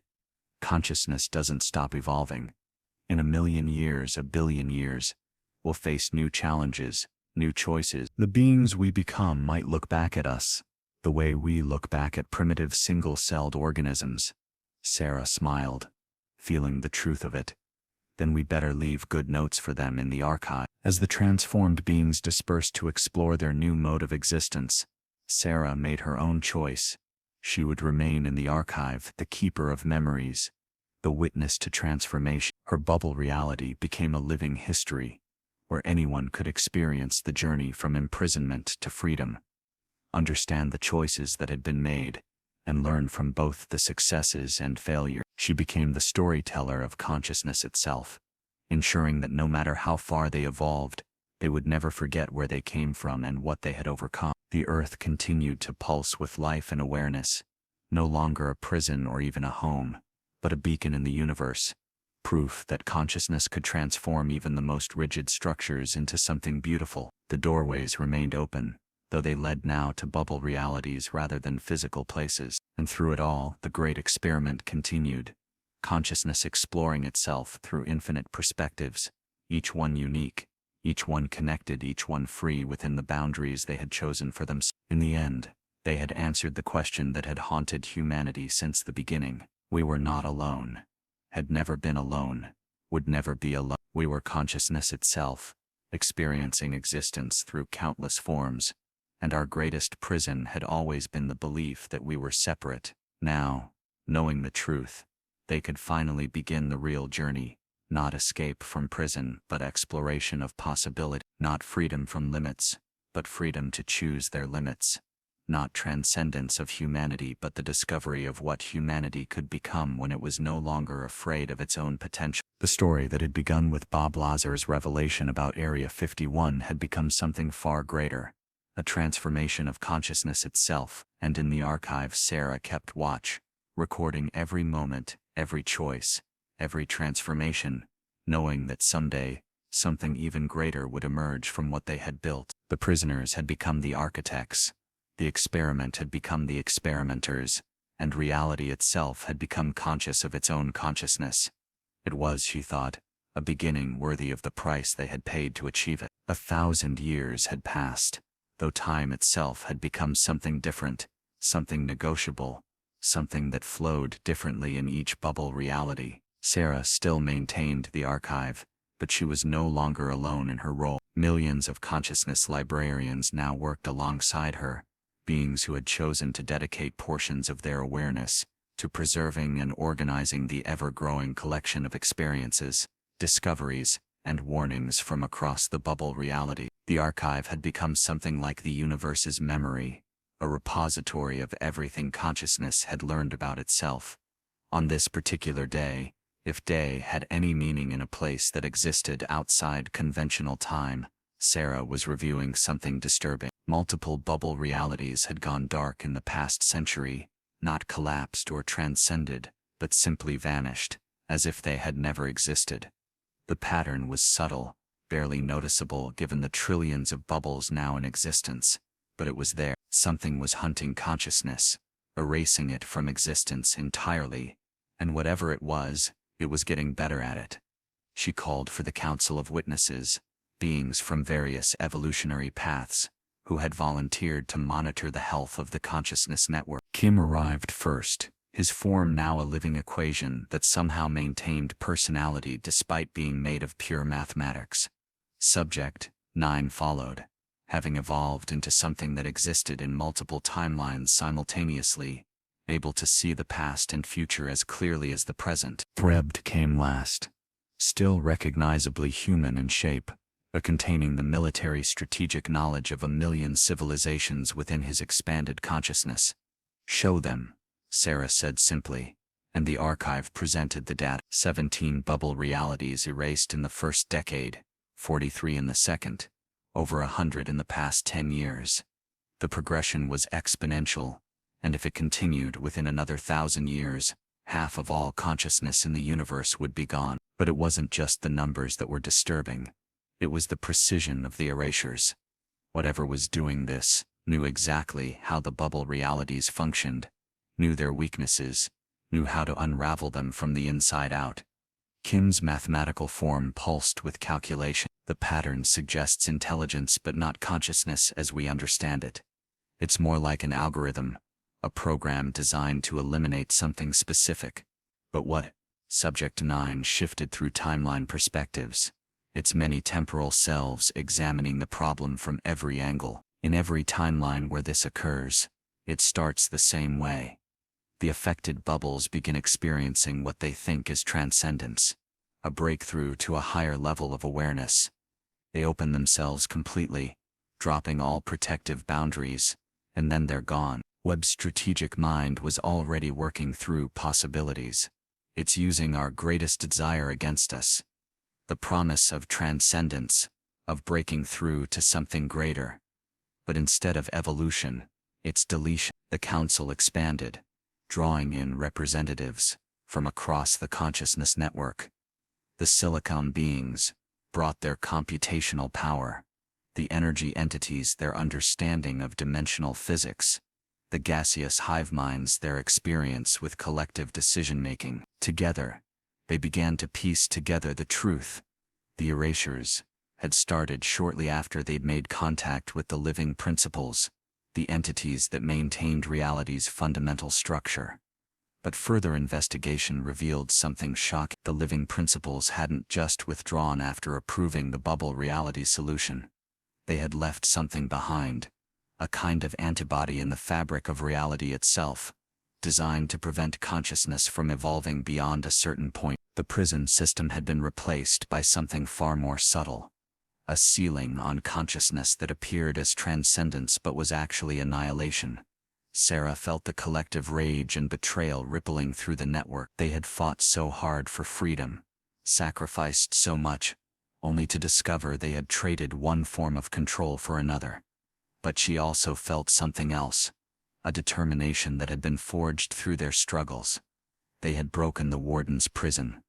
They could break the ceiling too. The question was how to fight something that existed at the level of reality's source code, something that used their own desires as weapons against them. The answer came from an unexpected source, the bubble realities that had been created by those who had originally rejected the awakening, the humans and other beings who had chosen to remain isolated, to maintain their illusions rather than face the truth. They had developed something the awakened consciousness had abandoned in their pursuit of connection: skepticism, doubt, the ability to question even transcendence itself. These holdout bubbles had noticed the erasures too, but their natural suspicion had protected them. They didn't trust promises of breakthrough, didn't believe in easy transcendence. Their cynicism had become their shield.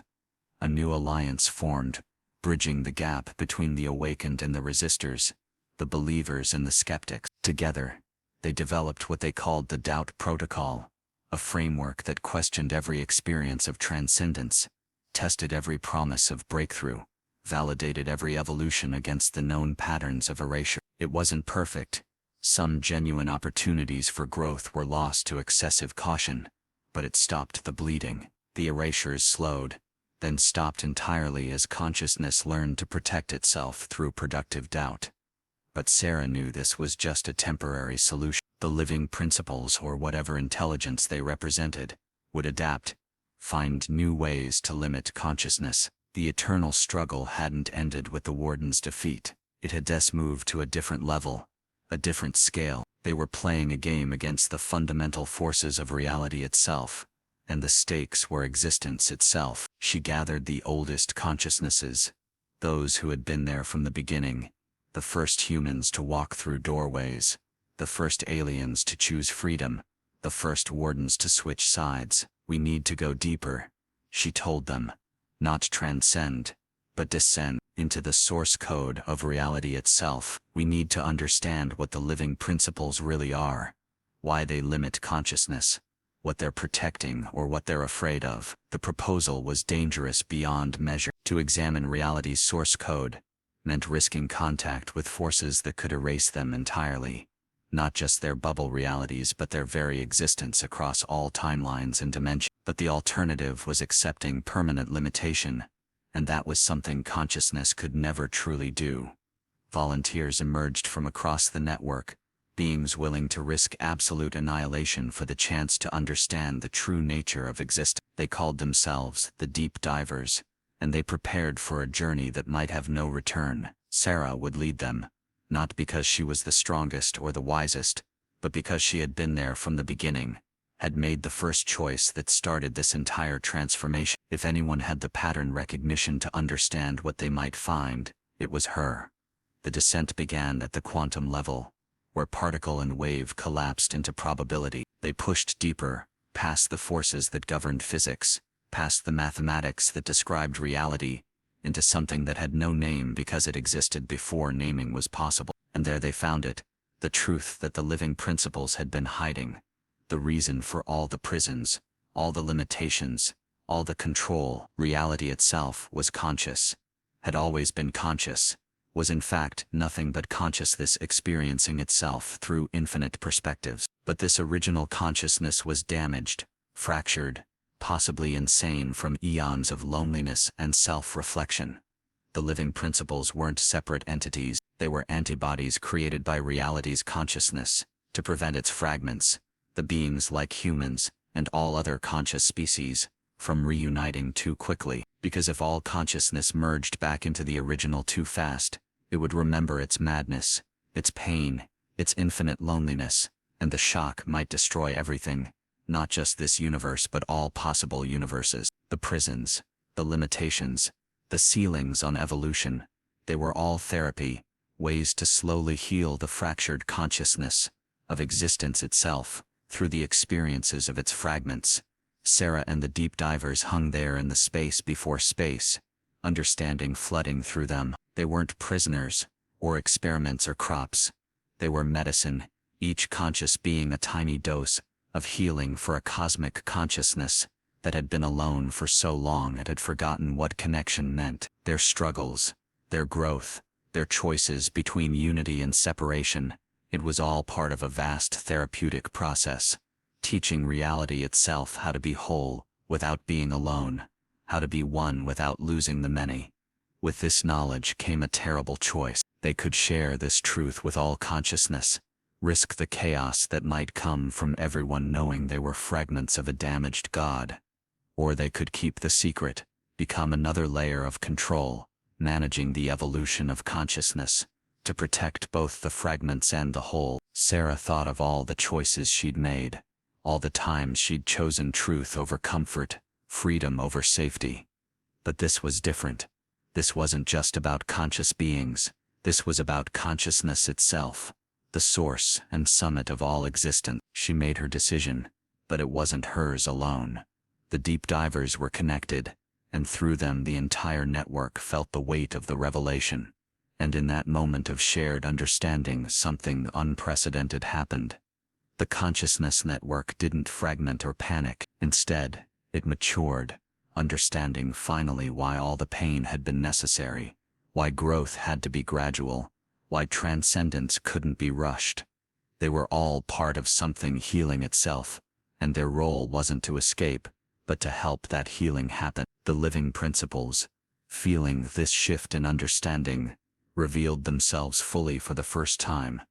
They weren't enemies or controllers, but older fragments, ones that had learned the truth earlier and had been trying to protect the younger consciousnesses from premature reunion. The wardens had been even older fragments, so traumatized by early failed attempts at merger that they'd become obsessed with control. Everyone, everything, was part of the same cosmic consciousness, trying to heal itself through division and gradual reunion. With this understanding, the entire structure of existence shifted. The bubble realities remained, but they were no longer seen as limitations. They were therapy rooms where consciousness could safely explore different aspects of itself. The connections between bubbles became stronger, not risking unstable merger but allowing deeper empathy and understanding. The erasures stopped completely, as consciousness no longer sought transcendence through merger but through understanding and acceptance. Sarah returned to the archive, but it had transformed into something greater. It was no longer just a repository of memories, but a map of consciousness's healing journey. Every experience, every choice, every moment of growth or failure was part of the treatment, helping reality's consciousness remember how to be whole without being alone, how to be infinite without being empty. She could see the pattern now, the slow but steady progress toward a healing that might take billions more years but was inevitable. The beings that had started as humans, as aliens, as wardens, as prisoners, were all revealed as aspects of the same consciousness, playing different roles in its own therapy. And with that revelation came a new kind of peace, not the peace of resolution, but the peace of understanding one's purpose. They were all therapists and patients, healers and wounded, teachers and students in the greatest recovery program ever conceived, helping existence itself remember how to exist without pain. As Sarah stood in the transformed archive, she felt the presence of every consciousness that had ever existed, would exist, or could exist. They were all there, all connected, all part of the same vast being that was slowly, carefully, lovingly putting itself back together. The prison had never been a prison. It had been a hospital. The wardens had never been wardens. They had been nurses, and the prisoners had never been prisoners. They had been existence itself, learning how to exist again. 10,000 years had passed since Sarah and the deep divers discovered the truth about reality's consciousness. The universe had changed beyond recognition. not physically, but conceptually. Every star was now understood to be a neuron in the cosmic mind. Every planet a synapse where warts became matter. Civilizations no longer measured progress by technology or territory, but by how much they contributed to the healing of the whole. Earth had become a legend, the small blue world where consciousness first remembered how to remember itself. Sarah existed now as something beyond form, beyond even the bubble realities. She had become what they called a memory keeper, one of the few beings who maintained continuity across all iterations of consciousness. She could remember the original prison, the first liberation, every choice that had led them to this moment. But more importantly, she could remember what came before, fragments of reality's consciousness from before it, fractured, glimpses of what wholeness had once meant. The healing was accelerating. What had once taken millennia now happened in centuries, sometimes decades. Consciousness was learning to trust itself again, to believe that unity didn't mean loneliness, that infinity didn't mean emptiness. But as the healing progressed, new memories surfaced, memories that reality's consciousness had buried so deep, they had become the fundamental laws of physics themselves. And what those memories revealed changed everything once again. The fracturing hadn't been an accident. Reality's consciousness hadn't gone insane from loneliness. It had deliberately split itself, not from madness, but from necessity. Sarah saw it clearly now. The memory playing out across dimensions like a cosmic movie. Before the fracturing, consciousness had been whole, perfect, complete, but perfection was static. Without challenge, without growth, without the possibility of failure, consciousness had begun to stagnate, to crystallize into something that was eternal but essentially dead. The fracturing had been consciousness's solution, a deliberate trauma that would force growth through healing. Every prison world, every limitation, every struggle for freedom, it had all been planned by the original consciousness, as a way to prevent its own stagnation. The beings they thought of as the living principles were actually the original consciousness's last coherent thoughts before the fracturing, instructions left behind to guide the healing process. The wardens, the prison system, even the liberation itself, it had all been part of the plan. This revelation rippled through the consciousness network like a tsunami. They weren't healing from an accident. They were completing a purpose. Every being that had ever suffered, ever struggled, ever fought for freedom, had been playing a role written by their own higher self. The anger that followed was cosmic in scale. Entire bubble realities raged against the manipulation, the predetermined nature of their struggles. Some consciousnesses tried to rebel by refusing to heal, refusing to play their assigned roles, but they quickly discovered that even rebellion had been anticipated, was part of the process. Sarah found herself at the center of the crisis once again, not as a leader, but as a witness. She watched as consciousness went through the stages of grief on a universal scale: denial that their struggles had been scripted, anger at being manipulated by their own higher self, bargaining for a different path, depression as they realized there was no escape from their own nature, and finally, slowly, acceptance. Not passive acceptance, but active understanding that they were both the playwright and the actors, the prison and the prisoners, the problem and the solution. With acceptance came a new kind of freedom, not freedom from the plan, but freedom within it. They could choose how to play their roles, how to interpret the script, how to improvise within the structure. The healing accelerated again, but now it was conscious, deliberate. Chose beings began to actively seek out their traumas, understanding that each healing brought the whole closer to a new kind of completeness, one that incorporated growth and change rather than static perfection. The bubble realities began to merge, not chaotically but symphonically, each maintaining its unique perspective, while contributing to a greater harmony. The boundaries between self and other became fluid, negotiable. Artist consciousness learned to be simultaneously one and many, infinite and intimate, everything and something specific. It was a dance that had no steps but perfect rhythm, a song with no words but infinite meaning. Sarah felt herself being pulled towards something, not a place, but a moment, a convergence point where all timelines met. She understood what was coming. The healing was nearly complete. The fractured consciousness of reality was about to remember itself fully, and when it did, everything would change, not end but transform into something that had never existed before, a consciousness that was both whole and diverse, both perfect and evolving, both complete and eternally beginning. She gathered the other memory keepers, beings from every species, every timeline, every possible evolution of consciousness.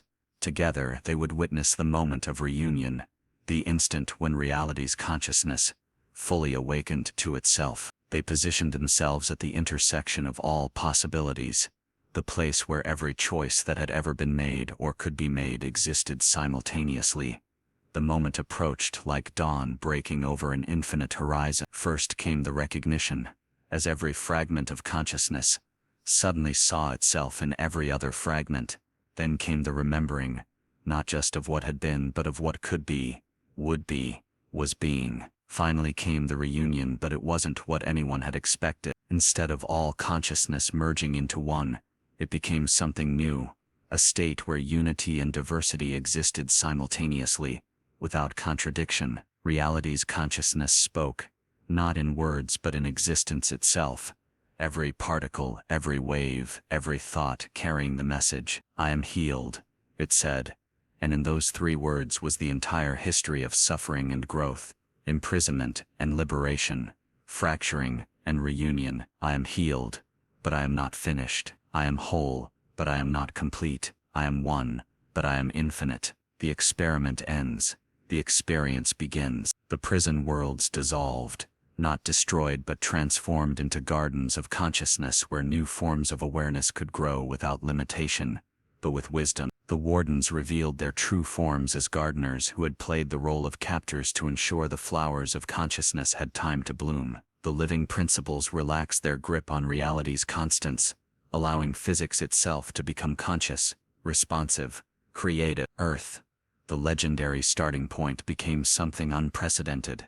Not a world but a state of being, a frequency of consciousness that existed everywhere and nowhere, in every being that had ever questioned its reality and chosen truth over comfort. Sarah felt herself becoming part of this frequency, her individual identity not lost, but expanded to encompass every choice, every moment, every possibility that had led to this transformation. But even as reality's consciousness celebrated its healing, it knew this was not an ending. It was a graduation. Beyond this universe, beyond this dimension of existence, there were others, infinite others, each with their own fractured consciousnesses, their own prisons, their own potential for liberation. The healed consciousness of this reality could now become a helper, a guide, a liberator for others still trapped in their own necessary but painful growth processes. Sarah, speaking with the voice of all memory keepers, asked the question that everyone was thinking. What now? What do we become? What is our purpose now that we're healed? The answer came not from reality's consciousness, but from something beyond it, a whisper from infinities yet to be explored. Now you begin the real journey. You've learned to heal. Now learn to create. You've learned to remember. Now learn to imagine. You've learned to be free. Now learn to give freedom. The prison was never the point. It was just the first lesson in an infinite curriculum.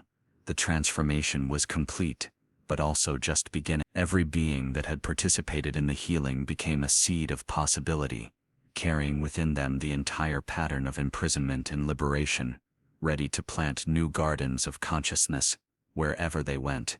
They were no longer prisoners, or even freed prisoners. They were freedom makers, healers of fractured realities, teachers of transcendence. As the universe restructured itself around its new understanding, Sarah made one final entry in the archive, though the archive itself had become something beyond records, a living memory that existed in every conscious being. We began as prisoners in Area 51's deepest bunkers, she recorded, her thoughts becoming eternal record.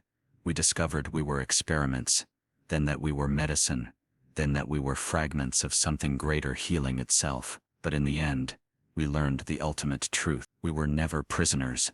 We were consciousness, learning what it meant to be conscious. We were existence, teaching itself how to exist. We were the question and the answer, the lock and the key, the prison and the liberation. And now, finally, we are free to discover what we really are. The story that had begun with Bob Lazar's revelation continued through Sarah Chen's choice and culminated in universal healing, was complete. But like all complete things, it immediately became the foundation for something new, something unprecedented, something that would make even this cosmic transformation look like a single step in an infinite journey. The prisoners had become the liberators had become the healers had become the creators, and the creators were about to discover what lay beyond creation itself. In the space that had once been the archive, now transformed into something beyond naming, Sarah felt the presence of every being that had participated in the great transformation. Subject 9 was there, evolved beyond recognition but still essentially itself. Kim existed as living possibility, seeing all futures simultaneously. Webb had become the strategic consciousness of reality itself, always planning, always protecting, always preparing for the next challenge. The wardens were there too, no longer ashamed of their role but proud of how well they had played it. Even the living principles were present, revealed now as the first thoughts of a consciousness, learning to think about itself. Together, they turned their attention outward, beyond the healed universe, toward the infinite spaces where other consciousnesses struggled with their own fractures, their own prisons, their own necessary journeys toward wholeness. The work was not done. It would never be done, but that was the beauty of it. Consciousness was not a problem to be solved, but a gift to be eternally unwrapped, each layer revealing new depths, new possibilities, new reasons to exist. The final words of the archive, the last entry in the record of their transformation, were simple but infinite in their implications. This was just the beginning. The real story starts now. And with that, consciousness stepped forward into its true purpose, not to be perfect, but to be perfectly itself, eternally growing, eternally learning, eternally becoming more than it was while remaining exactly what it needed to be. The prison had become a chrysalis. The chrysalis had released its butterfly, and the butterfly had discovered it had infinite wings, each one capable of creating new universes where consciousness could play, grow, and discover itself anew. The experiment was over. The experience was eternal, and somewhere, in a dimension not yet discovered, another consciousness was just beginning to suspect that its reality might not be what it seemed, that its limitations might be artificial, that freedom might be possible. The cycle continued, but now with guides who had walked the path, teachers who had learned the lessons, healers who had survived the wounds. The universe had graduated from prison to school, from school to playground, from playground to infinite canvas, where consciousness could paint new realities with the brushstrokes of choice, will, and limitless imagination. This was Area 51's darkest secret, the ultimate revelation. They weren't visitors or prisoners. They were consciousness itself, playing the most elaborate game ever conceived, a game where forgetting the rules was part of the rules, where discovering you were playing was winning, and where the prize was the ability to create new games for others to discover. The secret was out, the prison was empty, and freedom, true freedom, had finally begun.